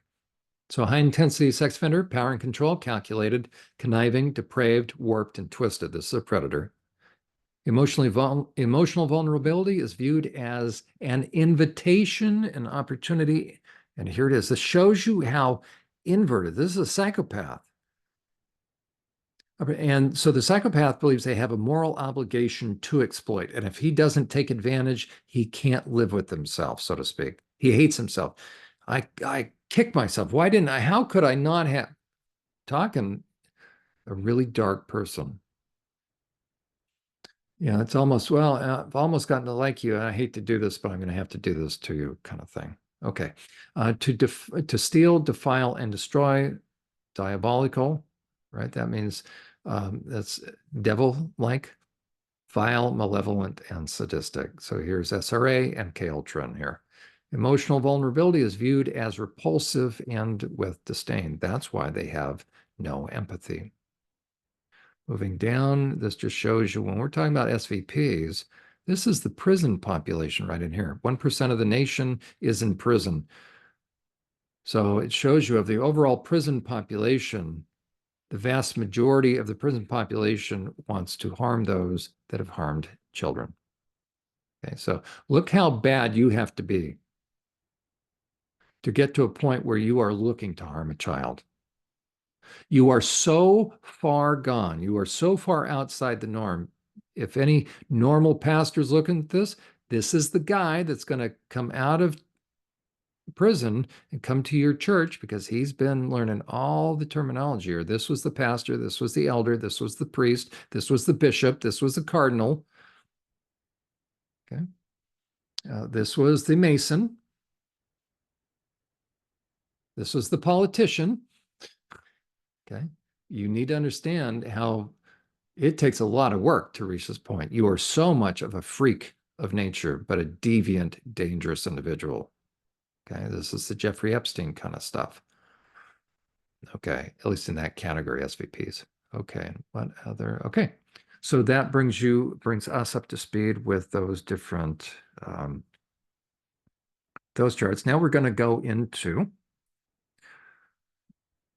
looking at a couple of categories right now of psychopaths, and then we're going to look at our film. Okay, so let me get out of this. in the background here. Sorry, just a moment. So what I wanted people to see, sorry, my computer is slow in the background, is we're going to look at what are called factors. Sorry, what I'm going to do is, sorry about that. Now I can see it. Okay, I'm going to scroll up for a second. We're actually going to see some of those charts.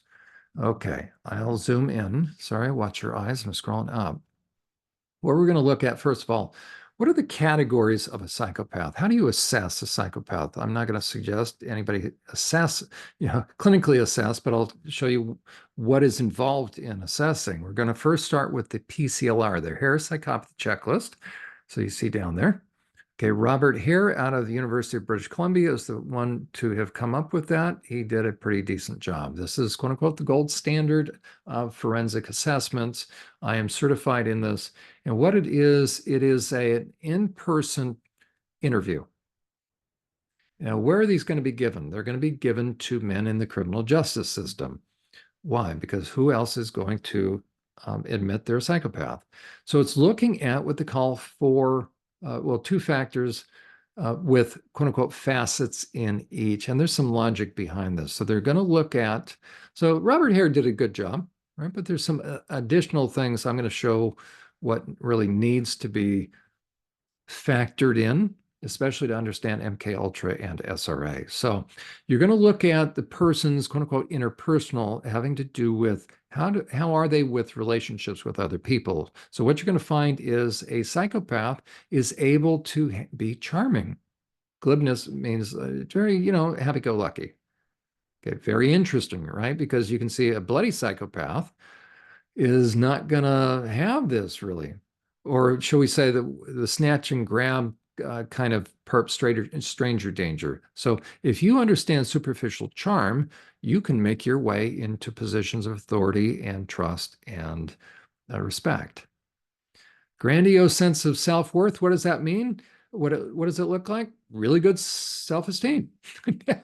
Now, whacked out, but there ain't nothing wrong with that person. This is the kind of person that is able to be in front of a crowd, is able to be confident, is able to portray himself as not just charming, but you can see how this kind of person would easily be a pastor. So he loves greeting people. He loves working the crowd. And he's able to do what? As a matter of fact, think of a politician. Thank you. He's a pathological liar. What does that mean? He's lying. It doesn't hurt him. I mean, of course it hurt, right? But just pathological, meaning he lies and lies, and that's all he ever does. And by the way, people have said they believe their own lies. That is not true, okay? Because they know the difference. And when they're ever cornered, they'll just hop, right? When they know they'll never admit you're right. Okay, so a true psychopath will never say, "Okay, I'm sorry, I was lying." No, they'll just sidestep. They do the Watusi. It is Teflon Bill Clinton. Okay, James Fallon does a good job when he has identified Bill Clinton and Hillary Clinton, by the way, but Bill Clinton as a white-collar psychopath. Robert Hare used Bernie Madoff of the former of NASDAQ, okay, in finance. Okay, so think about in sales. So first, self-esteem. So he's a narcissist right here. And then he's learned the art of winning friends, influencing people. That's sales. He'll sell ice cubes to an Eskimo, a bridge to nowhere, whatever it is. And there it is, cunning and manipulative. So that's why they're so good at sales. So sociopathy, psychopathy, we've got some overlap here. How about the kind of emotions, lack of remorse or guilt? 100% correct. He just doesn't have a guilt. Why? Now, this is where people will differ. Those of us that have worked with psychopaths, I believe I am right. There's my granddad. No, I'll tell you why. Everybody else, and we'll see that, they'll assume because it gets too uncomfortable.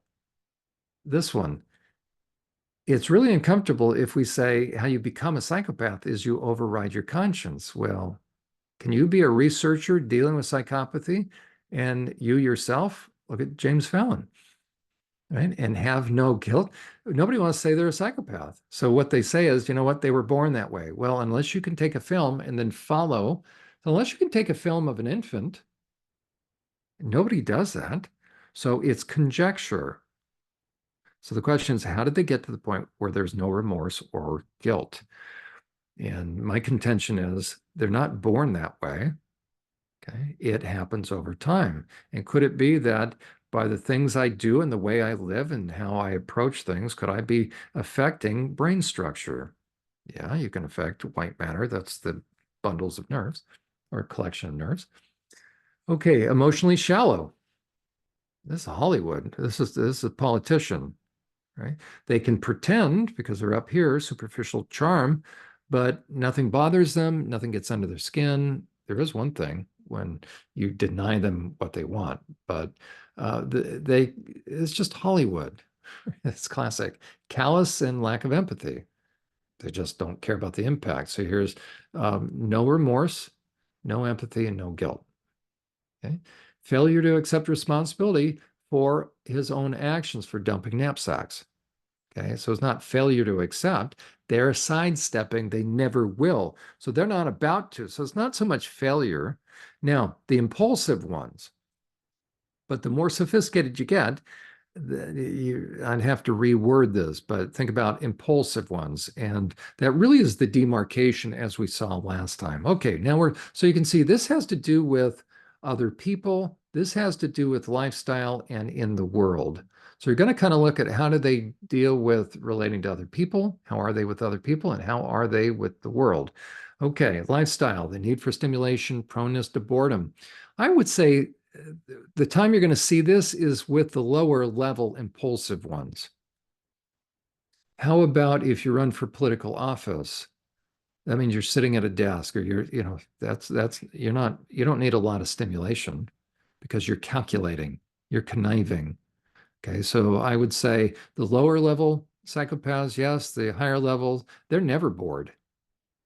Okay, they're always strategizing. So this is where if someone hasn't dealt with and thought through a lot of the issues of psychopathy, they will say, well, no, and so they'll score somebody lower. As a matter of fact, if you were to assess Jeffrey Epstein, he wouldn't be given a lot of this superficial chart. We could actually score him, right? Because he was never bored. Parasitic lifestyle? No, he had a bunch of cash. He's not living off of other people. Now, the drug addict, right, is. So look at the lifestyle. Jeffrey Epstein, we would say, well, no, he was fairly content. Bill Clinton, no, they're content. Okay, parasitic lifestyle. No, he has his own money. So if you have cash, right, we could probably come up with some other things, but all things being equal, right? Jeffrey Epstein was not parasitic. We try to make a case, but no, he owns his own island and stuff. He's inviting people. People are parasites to him in a way. That's why they wanted to go over there. They're brown nosing. Okay. Jeffrey Epstein, he worked people and he blackmailed people. That's different. Lack of realistic long-term goals. You can tell me that Jeffrey Epstein lacked long-term goals? No way. He was calculating. Jeffrey Epstein was not impulsive, but you can see again, the lower level impulsive kind of psychopaths that we talked about before, those are the lone wolves. These are the ones that get arrested. So in prison, Robert Hare did what? He was looking at the category, this is important. He was looking at the category of people in prison. So you're going to tend to see this, but he wasn't looking at those that run Davos, those that run the World Health Organization, those that they had Jeffrey Epstein's, right? Those that are in politics, those that are in finance, those that are district attorneys that are perping on kids. So the sophisticated kind that do SRA and MK Ultra kind of stuff, if you don't have an ability to really understand what psychopathy is, potentially you're going to use, if you're a clinician, you're going to rate them low on psychopathy because look at how many out of 20 items, 5 really don't pertain. So you've already basically said they're not a psychopath. And how about antisocial? So in terms of lifestyle, you're going to miss the worst. Antisocial, poor behavioral control. You cannot tell me Jeffrey Epstein had poor behavioral control. He was very good. How about Bill Clinton? He's very controlled. That's why we're throwing off. How about the priests in the Catholic Church? right? When you find somebody, everybody says, what? No, not him. It's because they don't fit these categories. Early behavioral problems, okay? That's the impulsive guys. But the sophisticated psychopaths, they didn't have early behavioral problems. That's why they were able to gain trust. Juvenile delinquency. This is actually, when it comes to the sophisticated guys, this doesn't exist. Revocation of conditional release. That means they were arrested. They weren't. The low-level psychopaths, yes. That's why they fit ASP, antisocial personality disorder, and criminal versatility. They can do all sorts of things. So we could say Jeffrey Epstein had criminal versatility, but we're talking about with this, they change their modus operandi as they're doing criminal stuff. So the sophisticated kind of psychopaths, the perpetrators that we're talking about, according to PCLR, that the perpetrators that do the greatest harm are not psychopaths, according to PCLR. Well, they are 100% because they have no guilt, no conscience, no remorse. Okay. Now, items that do not have any saturation fat, that's stats, promiscuous sexual behavior.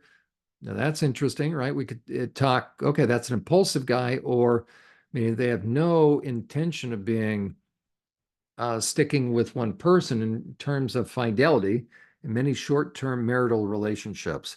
Okay, that's not true. Look at Bill. Don't tell me that Bill and Hillary like each other. Okay, so we're going to go down to, so there would be the hair psychopathy checklist. It's looking for those categories. Sorry, my computer's catching up. I will increase so you can see the questions you would actually ask. I won't go, you can actually you can just Google this, so to speak. Okay.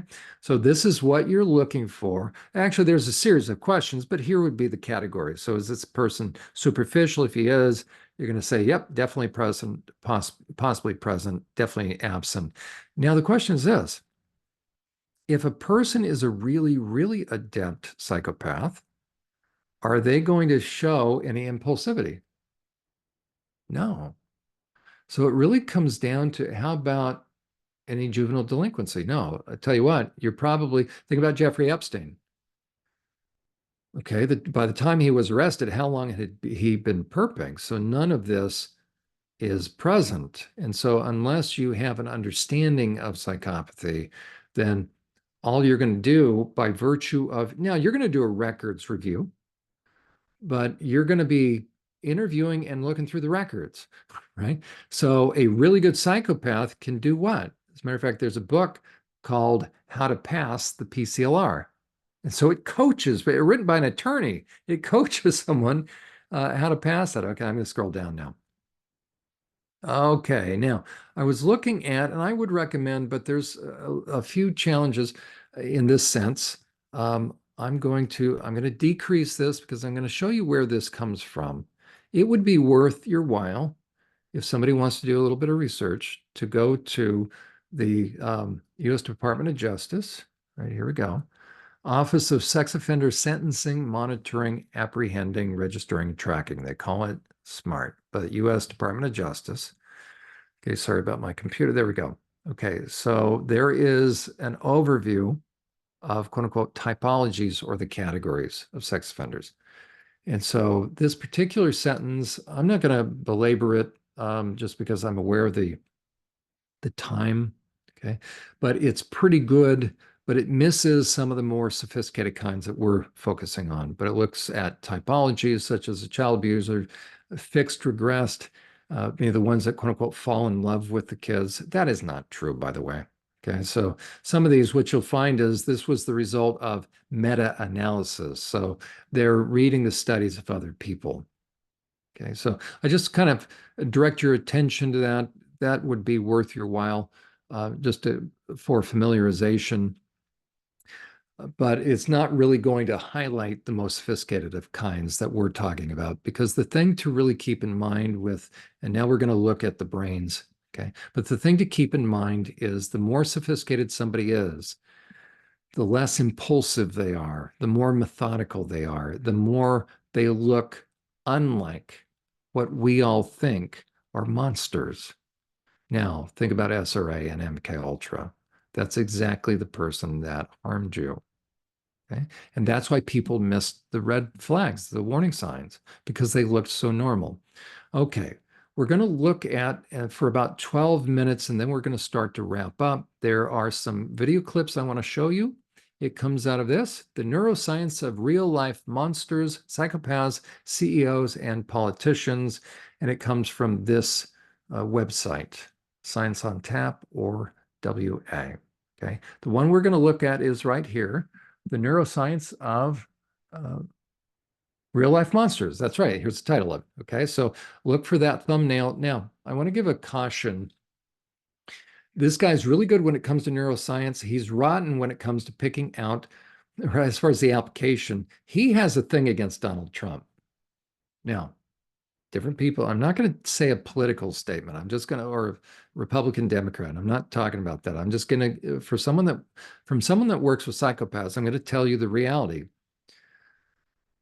Can you have someone who looks unflappable, who comes across brash, comes across being able to say things about people, who is not a psychopath? Yeah.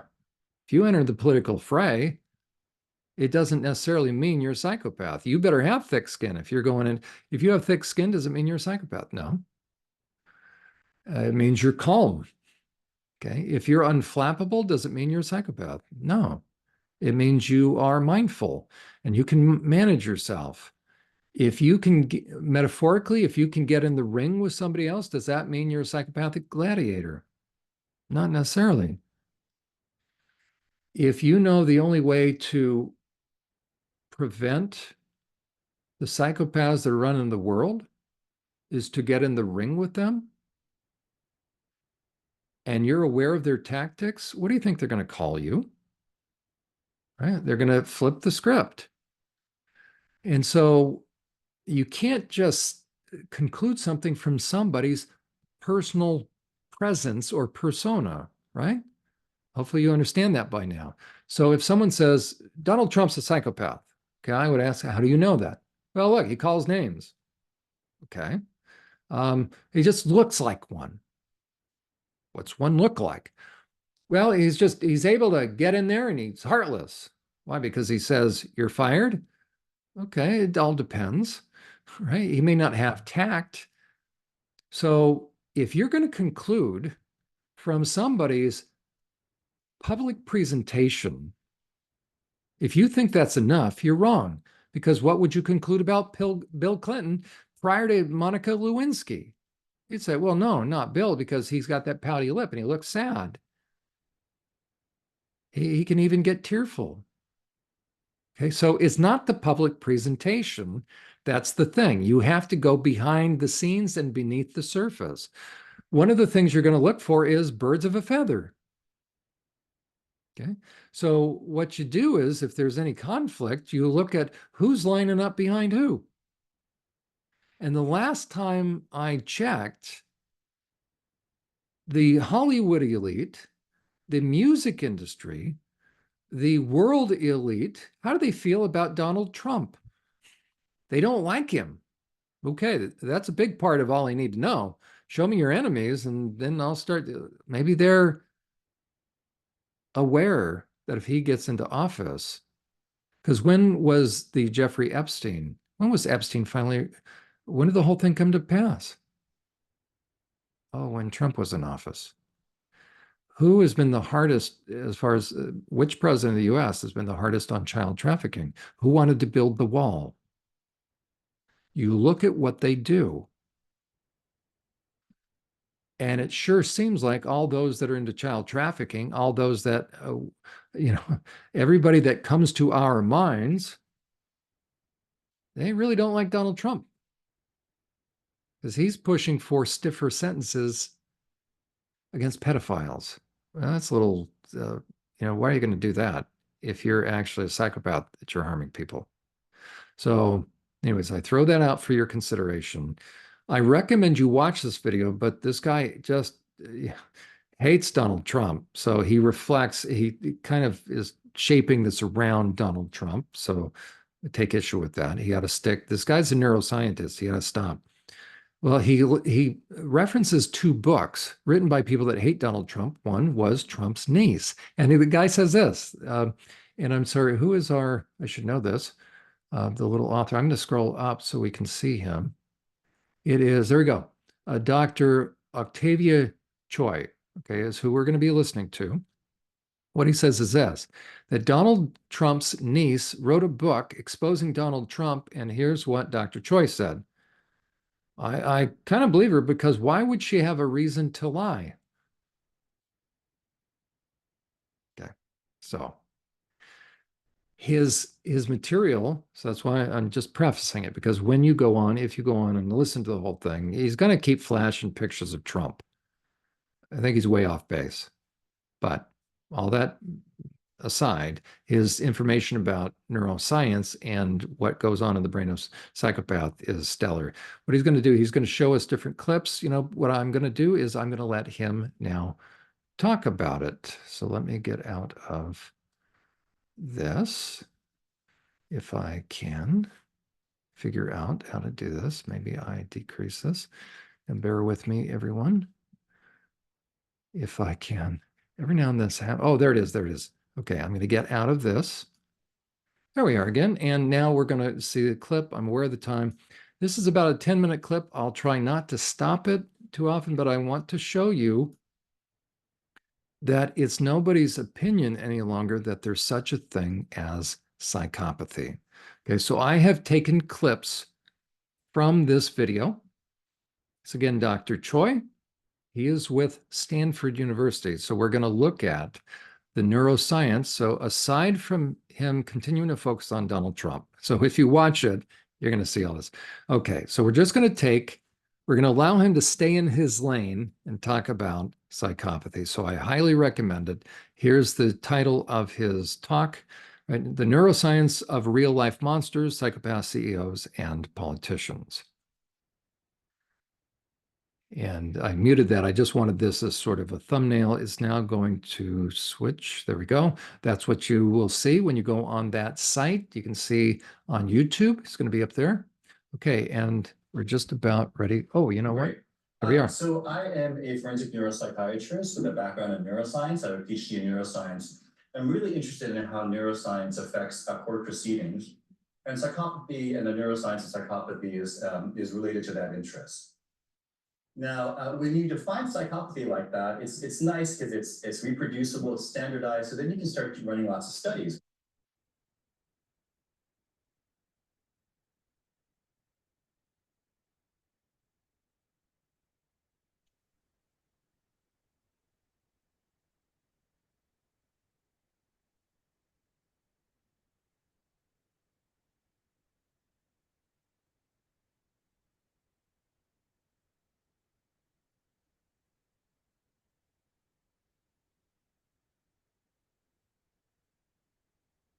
John, I can't hear you for some reason. Oh, there you go. How's this? There we go. That was Now I because can hear you. that was because I was running my mouth on mute. Can you hear? Sorry about that. Here, I thought I was waxing out. Can you hear the audio of this? Yep. Oh, perfect. Okay, never mind. Okay, off we go.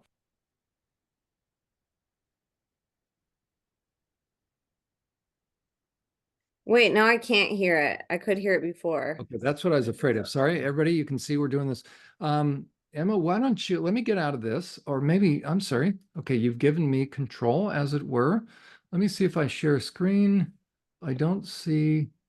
There's usually a little button. Everybody, bear with us. Okay, maybe is it okay? I think okay. Video settings. It's not video settings. Everybody bear with us. This is live and unscripted audio settings. Isn't that funny? Because there are those little buttons that we're supposed to check. I don't want to waste anybody's time. Dang it, this was going to be good, but I can't remember. And, oh, there it is. I'm sorry. Okay, folks, thank you for bearing. Zoom has changed its format. It has. Right? Okay, so Emma, tell me if we can hear it now. Psychopaths represent 1% of the male population over 18. but they're between 15 and 25% of male prisoners, right? So basically, there are a lot more. This 1% makes up about a fifth of all prisoners in the United States, at least. And most of those prisoners are in there for violent offenses.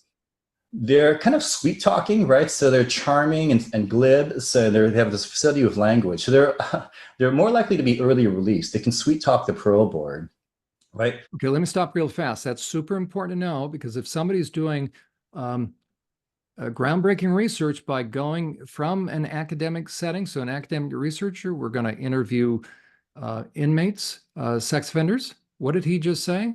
They can sweet talk. So if you take at face value with any ability to corroborate the information that a psychopath or a sex offender gives you, then you may very well likely be being sucked into their lie, and they're using you. In this case, they're practicing for parole, and they want to get into the data that you're going to produce false narratives that are going to benefit them. But they're also a lot more likely to recidivate, right? So basically, Okay, sorry. I'm going to reserve the right to jump in. I won't make it too long. He's talking about the impulsive kind.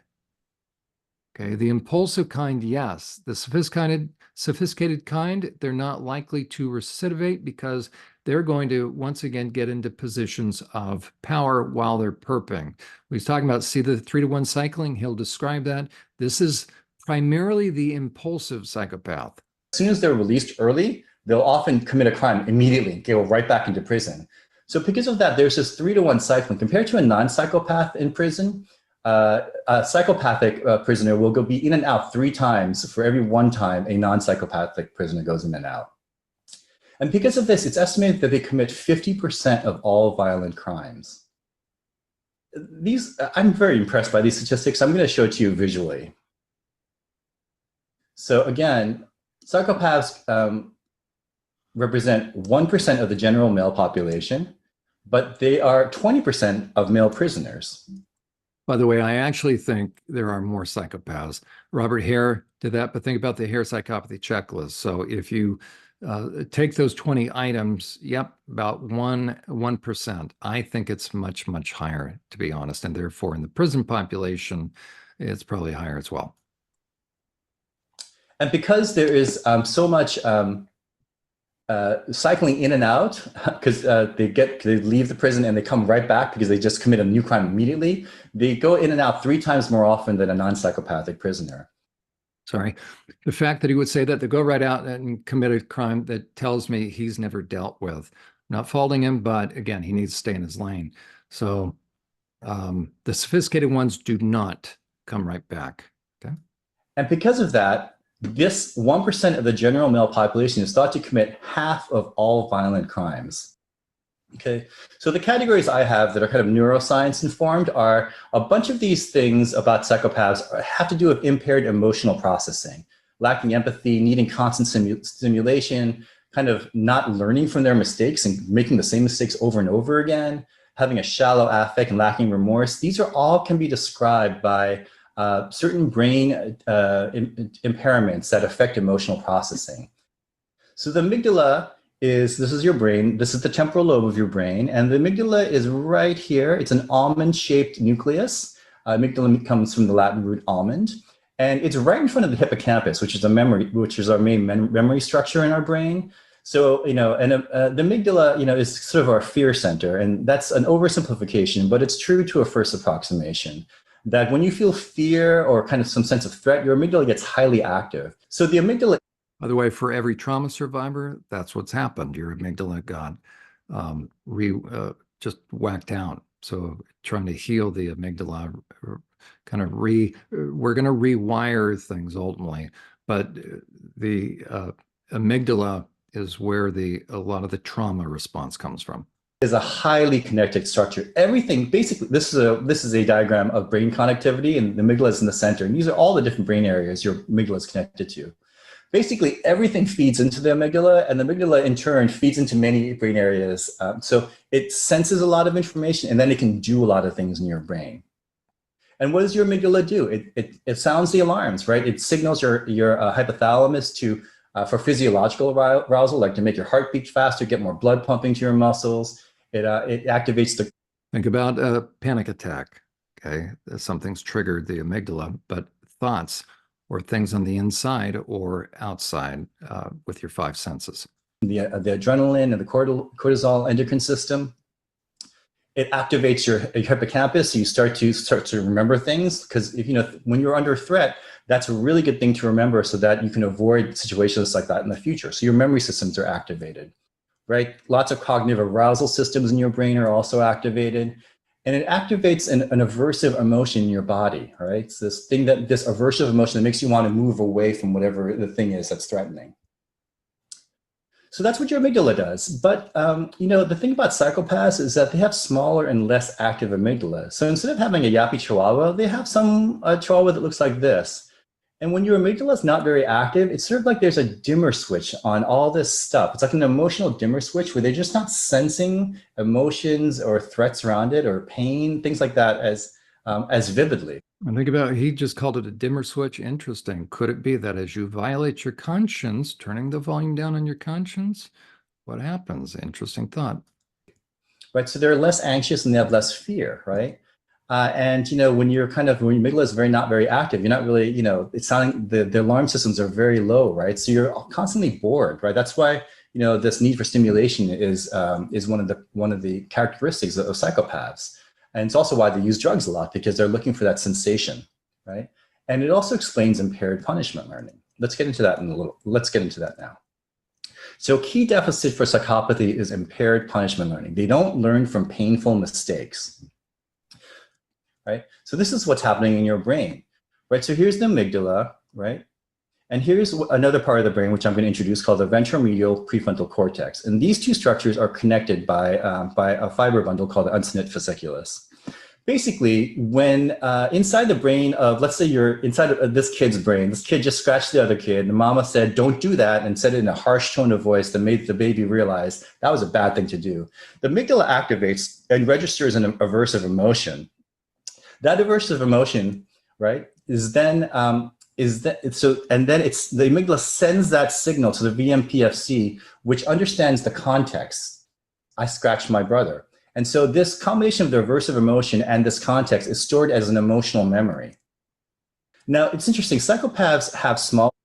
Now, you notice what he just said, an emotional memory. So when you've been, quote unquote, programmed, what did they do? They paired things together. So that's why it's on a deep feeling level. That's where the work has to take place, by the way, for healing from trauma. Amygdala, and they're more underactive. We talked about that, right?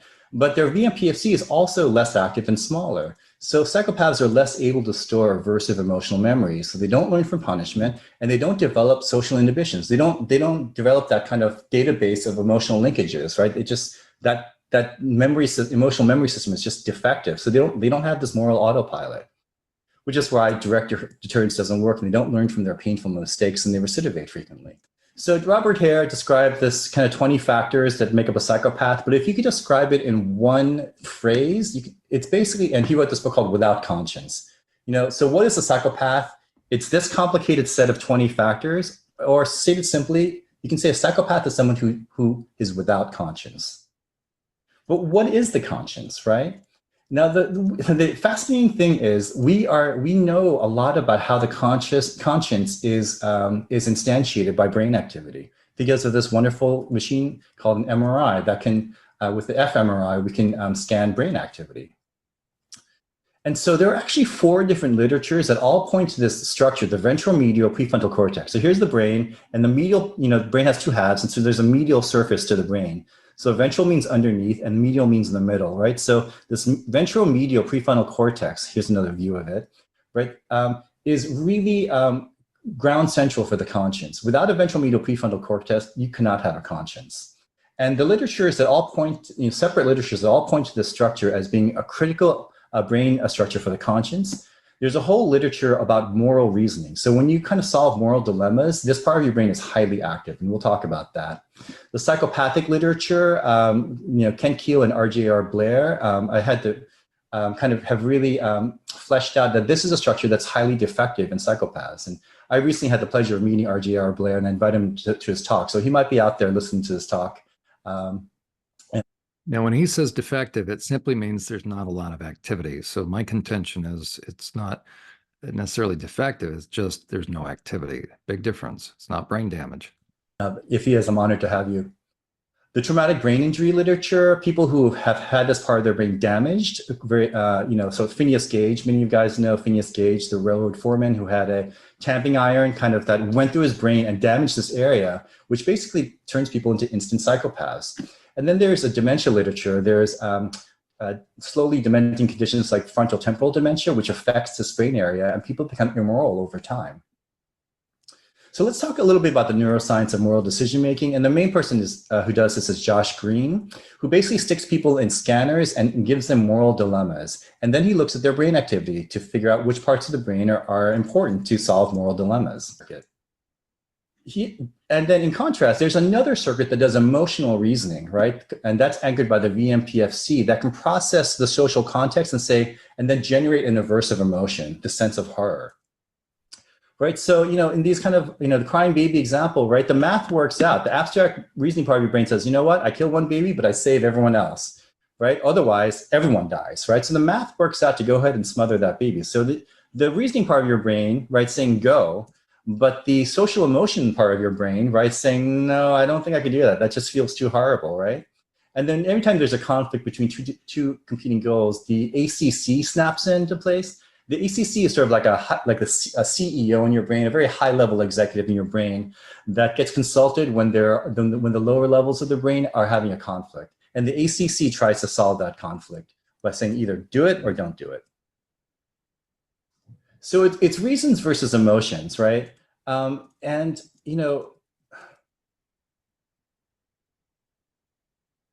a lot of us, no matter how strong the reasons are, our emotions stop us. So even if there were 100 people in that basement, right? So, and if you killed your own baby, you could save 100 people, right? Most of us still probably couldn't do it because the sense of horror is such a strong stop signal.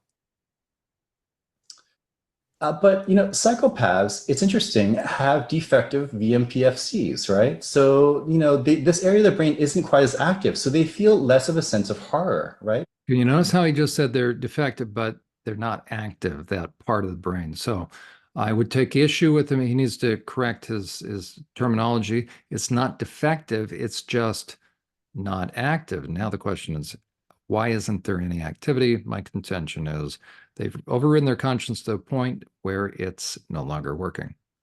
Meaning that the stop signal is less intense. Meaning that for psychopaths, if you ask a psychopath what they're going to do in that situation, they're going to say, I'm going to smother the baby. And why is everyone so upset at me? It just makes sense. So the VMPFC is a key area for the conscience. And I would argue that the conscience is composed of 3 different functions that the VMPFC participates in. So the VMPFC, on the other hand, right, the structure we've been talking about so much, helps us to understand what other people might be feeling, right? It's the basis for empathy. So when someone is feeling something, right, we automatically can feel what they're feeling, right? So the VMPFC helps us kind of attune to other people's feelings. Now, psychopaths have intact DMPFCs, so they're able to mentalize just fine, right? So they're really good at lying and manipulation. But their VMPFC is less active, right, and defective. So they have impaired empathy. For them, other people are just like objects. They're not people, right? So a famous psychopathy researcher said, psychopaths know the words, but not the music. So that's why they're fearless, right?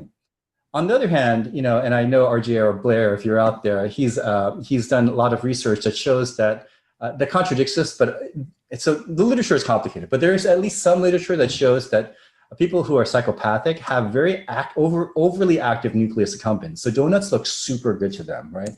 So they're highly hedonic, meaning that they really go for immediate gratification.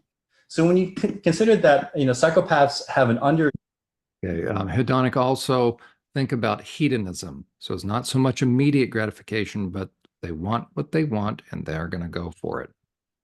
Develop VMPFC, and they have a underactive amygdala, so they're fearless, and an overactive nucleus accumbens. That's a bad combination, right? If you're fearless, hedonic, and have a poorly formed executive, then you're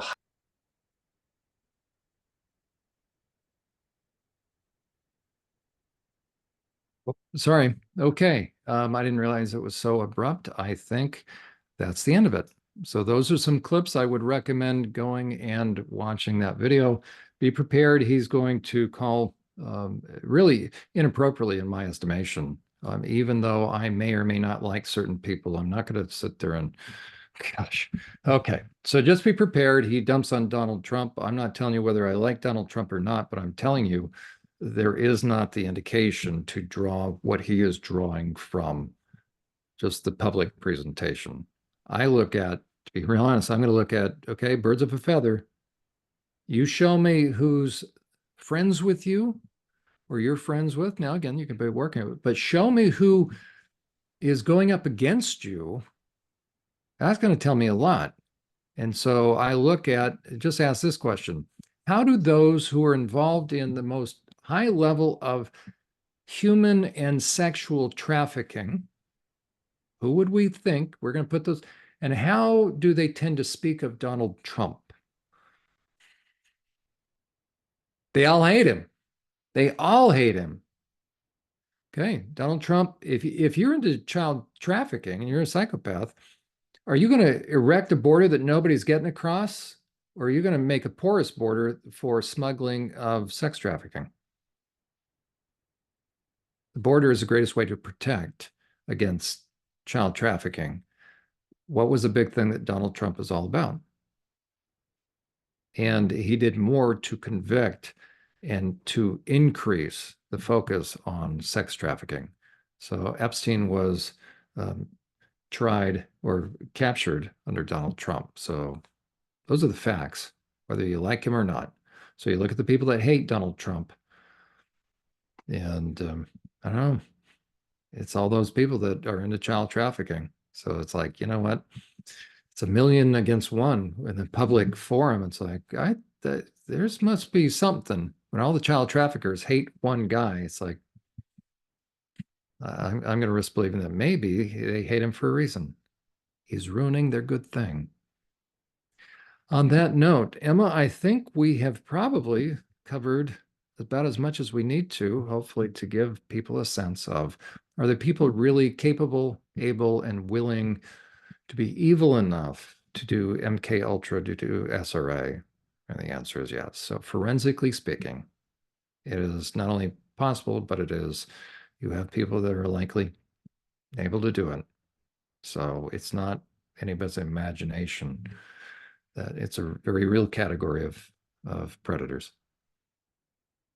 Thank you so much, John, for all that you presented tonight. That was so helpful, and I really loved this deep dive into the predator mindset and sort of what, I don't even want to say causes it, but leads somebody to do that, you know? And I think also, like, in addition to understanding, I can understand also why so many of my guests are very empathetic sometimes towards wanting healing for their abusers versus the public, which is usually, you know, if they haven't gone through this, it's kind of like, oh, let's go kill everybody and, you know, go after all these people. And it's like, of course there has to be justice, but when you really understand, you know, like how horrible some of these people's lives have to be in order for them to do that.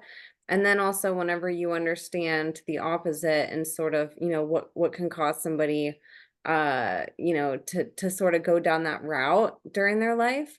I think it's really like how you were saying, just with like letting go of shame and guilt. It's also really good to have just an understanding of it so we don't get super emotional about stuff, and you know, we can think logically about it at the same time.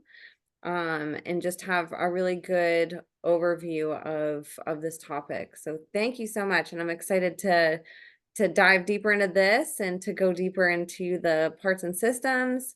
That was fantastic. And if you want to send me the link to, if that's a video that people can access that you That's shared, right. I'm happy to put that in the show notes for people too.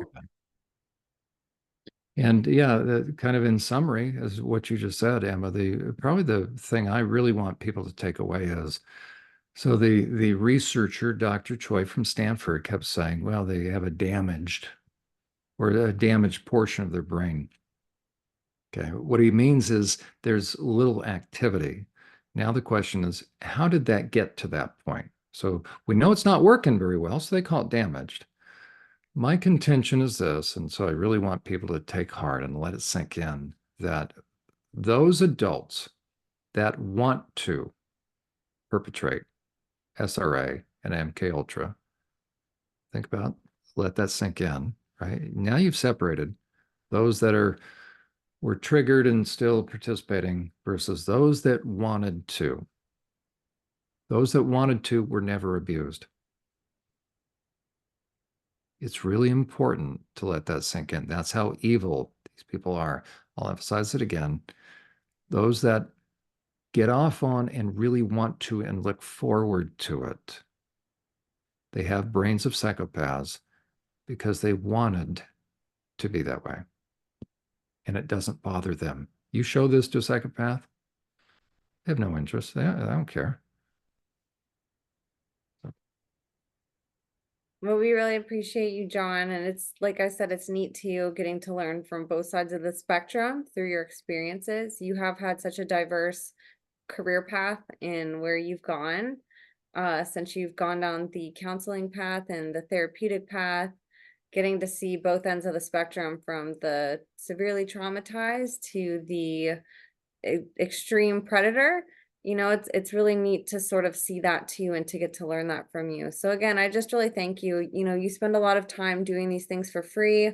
You come on here and you create these awesome graphs for us and these visuals and these charts, which I've also had people in the comments ask if you can make them public somehow or like into a PDF. So just going to put that out there in case you're able to put it on a website or something. Matter of fact, some of this chart, the one that we worked through, is currently on churchprotect.org. Oh, is it? Okay, Yeah. why don't we So dive into that? Let's there you share. go. As a matter of fact, I'll tell people where they can find it. And at some point in time, I'll put it out as a PDF. So I'll work on that. No, in all sincerity, I'll work on that. If you go under, so this churchprotect.org, this has my my training material, so to speak, under Truths About Predators. So if you click on that, then this is where I'm actually putting this portion of that series. So if you scroll down just a little ways, you're going to see a couple different things and keep scrolling. So here's our series that Em and I are doing right now. And there's the full Oh, chart. cool. Oh, you know, okay, that's the full chart right there. Now I'll try to figure out how to make it available. Maybe Em and I, you and I together, we can figure out maybe on your channel, but at least there's a clear copy. And feel free to take a screenshot of it. And so it's all right there. So that's how you get to it, along with these. So this portion of our series, the one that we're doing on psychopaths, can be found on this tab. Perfect. And this is on Church Protect. And is there anything else that you wanted to talk about with this site? With that one, under the Insights tab, that you'll see what I do with some social media. This is sort of my repository of some of the social media that I do. It's not every single one, but and I call them soundbite curriculum, so educational thing. And then if you want to find out about my whistleblowing against the Pennsylvania Department of Corrections, I'm the reason they don't use solitary confinement any longer. It's right there. And the DOC went after me pretty big time. They wanted me to do prison time because of that. So it's kind of intriguing. But that was 8 years ago now. And I still have 2 active clinical licenses. By the way, you cannot be licensed as a clinician if you have been charged. No, I'm convicted. Right? Anybody can charge anybody with anything. If you've been convicted, found guilty of something, you can't be a clinician with a felony. You can't hold 1 active state license. I have 2 active state licenses. So that the proof is in the pudding, shall we say. Okay, so that's the one site. The next is my primary site, that is survivorsupport.net. This is where I recommend every survivor go, because this is a resource. Start from left to right. You'll then have a lot of material to go through. Our series, Emma, you and me, our series on parts, but abbreviated. So if somebody wants the full episodes, they have to go to your podcast, especially the question and answers. So the abbreviated versions are under the 3rd tab. So help for the journey, it's the 4th tab down, the impact of trauma. Okay, so on the site, you have access to my podcasts. That actually is my counseling podcast, Journey to Healing, from 8 to 9 p.m. Eastern Standard Time every Friday night. And doing a series currently under the series of or the rubric of, or umbrella of boundaries, we're focusing on, that's right, and that's where you can see it live if you want. So every Friday night, I'm right there. But if you want to go back and see past programs, it's under the podcast tab. If anybody wants to contact me, and I do counseling, but I call it personal consulting. Let me clarify that. There's a qualifier. So there's the repository of past programs under the podcast tab. So we're doing a series on forgiveness, what it is and what it is not, emphasis on what it is not. That's going to be good for survivors to go through to recognize the difference between true versus false guilt. False guilt is shame. Every survivor is shame-based. If you go back to the home tab, if anybody would like me to work with them on what I call a consulting basis, the difference between being a therapist versus a personal consultant is, as a personal consultant, I don't have to diagnose you. You aren't given a mental health diagnosis. I don't bill insurance. I don't do a treatment plan, and I don't therefore have to keep case notes on you. Okay, so personal consulting, though, is not billed by insurance. It is a good way for you to meet with me. So we schedule a time and we just begin to work through things. So how you do that is you scroll down on the page just a little bit and you will see the little tab down there. There you go. So schedule here. And Emma was nice enough to post. We have a nice, a classy redneck lady. That's such a nice promo that she gave. And so I'm very appreciative. I should send my thanks to her. So that's just that was such a pleasant thing. That was a neat surprise. Okay, so that's survivor support. There's a lot of things under the insights tab. So that'll take you a long time to go through that. A lot of good material. And it's all designed to help clarify and give you information and insights to help with your journey to healing. The next website would be Unmasking the Trans Movement. Again, it seems like a different topic, but it's all about how to keep women and children safe. The trans movement is the world's greatest predatory scheme, scam, and ruse, targeting the most vulnerable. So this is a good source of quality clinical information. We've got episodes, and I forget how many we have, each a 30-minute episode. We're into the 70s now, so that's available to you. I also have a blog that is survivorsupport.us. You can get to that, either through Survivor Support or just type in survivorsupport.us. And again, the majority of the articles or blog posts on there are dealing with sexual predators. And then I guess we have YouTube. We have two that I think are noteworthy. One is mine.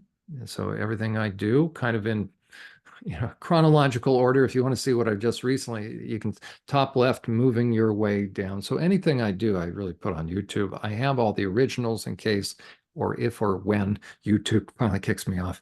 I'm hoping they don't, but I always have the originals. Or you can go under playlists. I've tried to organize them. I'm a little behind that. So I tried to organize them. There you go.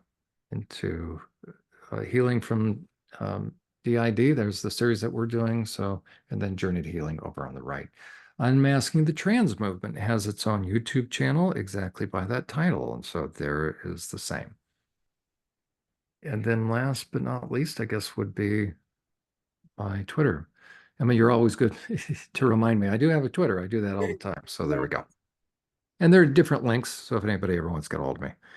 And so if something comes to my mind each day or something, if I see a news article, this was sent to me. So here we go. We've got the World Economic Forum. They finally come out with it. We all sort of knew they would.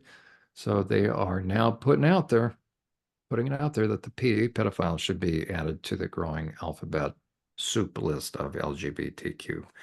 So James Cantor has been used heavily, deviant sexologist, same thing for James Bailey, who they also defend AGPs, which is just a fancy way of saying a deviant male. So any guy that comes out of the club and tries to access women or children in their spaces, let alone in private spaces, let alone in prisons or rape shelters, or even in schools, they are a perpetrator yet to be busted. Or a predator. I guess technically a perpetrator is one that has been busted, but they're predatorial.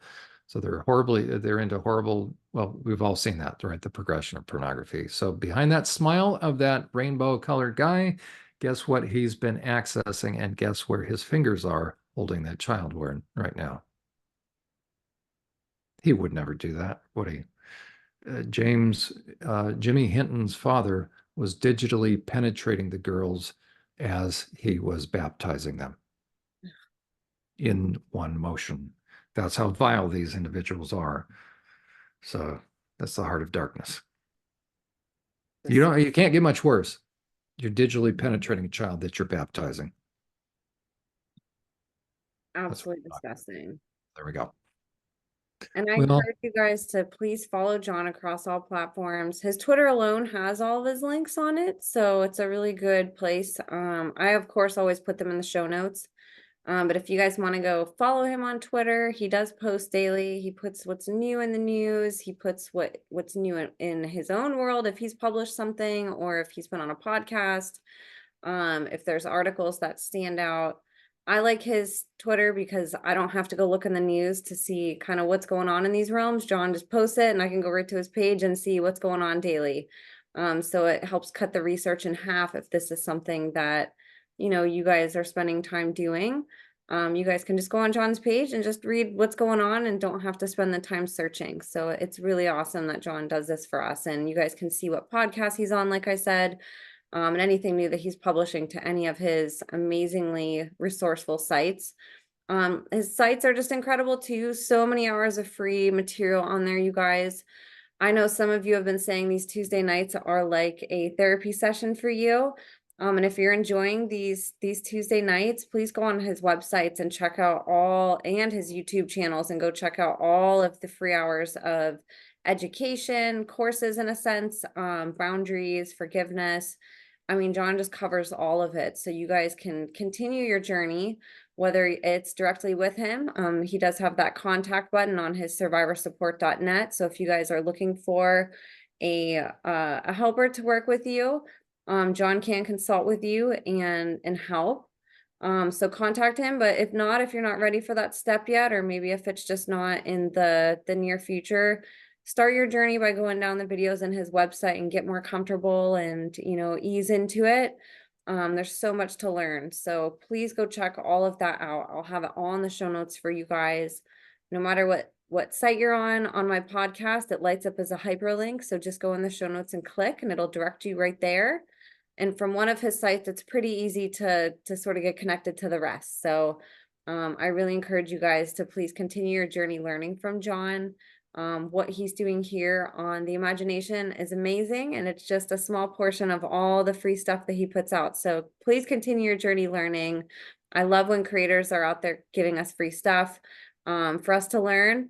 And then also, if you guys are able to support him, he has a donate button on his survivorsupport.net, as well as you guys can actually hire him for more in-depth personal services if you guys want to venture there. So please go contact him, connect with him, follow him, subscribe. It always helps us. This information does not freely get in the algorithm. So it's a big help whenever we can sort of help tip that needle a little bit by just a subscribe or a follow. So John, thank you again so much for coming on. It's such an honor to continue the series with you. I really do appreciate all the time that you spend on not just your personal work. That in itself is just a gold mine of knowledge that you have accumulated throughout the years and experience. And it's so invaluable at this point when more and more people are waking up. And it's just awesome that you've chosen to come out and share this publicly. You could have easily stayed behind the scenes or even just not even bothered. And so just on behalf of everybody listening, on behalf of the community, I just want to really thank you for all the work that you do, because it's greatly appreciated and it's really making a difference. Well, thank you. And thank you for your work. You are busy as all get out as well. I've seen how many episodes you're producing each week, and it's phenomenal. So thank you, really, on behalf of all of us. Thank you for making this time available. It really has helped me kind of get structured a little bit and focused on, okay, it's time to start dealing with parts and maybe put some material out there about psychopathy. So we will pick up. For those listening, we're going to start with the chart again. Yay. And this is where it's going to get exciting. We're going to get into the real deep work as far as the resistance and those parts that can present the most challenge sometimes, where it feels like. So we've dealt enough with psychopathy. How's that? So we're gonna get back into working with the parts. Really excited for that. That chart has been really fun to, sort of play around with, and you did an awesome job with it. So if people are just tuning in, tune back in next week or go back in the playlist that I have on my channel with John. I'll put that in the show notes too. Go back and listen to all of his episodes. They sort of all build off each other, even though you guys can listen to them all individually and then go back and pick and choose which ones you guys want to listen to. But I do encourage you guys to go down that playlist and listen, because it's a awesome resource. I've been sending this playlist to a lot of survivors that have been reaching out. I recently had a mother who lost her children in family court. She reached out and said she's been watching your videos, John, because it's not quite as traumatizing as watching survivor trauma testimonies. She can get the information she needs to help her kids heal one day without being exposed to some of the triggering details that some of the testimonies have within them. So again, I appreciate that. It's neat to see my podcast guests and, people actually going through really hard times, finding value in what you're doing and being able to help educate themselves. And, even that mother knowing her children are being abused, satanic ritual abuse with the father. She's one that lost her kids to a pedophile. So she's sort of preparing for one day when she gets to see her kids. Your episodes are helping her understand what her children, are going through internally and how she can be there for them. So super awesome, super valuable. And I really appreciate all you guys hanging in with us with this series. This has been awesome. We have like a little steady crowd Tuesday nights on YouTube. If you guys aren't on YouTube, come join every Tuesday night at 6 p.m.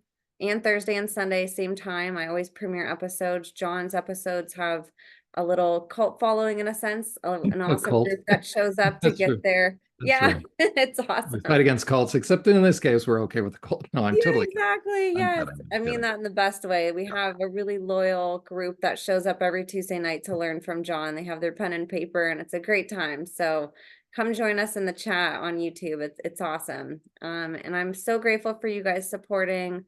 Means the world to us. We can't do this without you guys. This has been such a great journey to go down, and I appreciate you guys being supportive of all the new material that we have. And I encourage you guys, if this was of value to you, share with just one person. That's a way that you guys can help me out a little bit. And John, a lot of you ask, what can I do? Go do that. Just go share it with somebody that you think that this can help.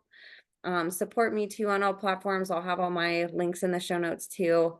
Really grateful for you guys. We look forward to next Tuesday and any other days that you guys want to come tune in and hang with us.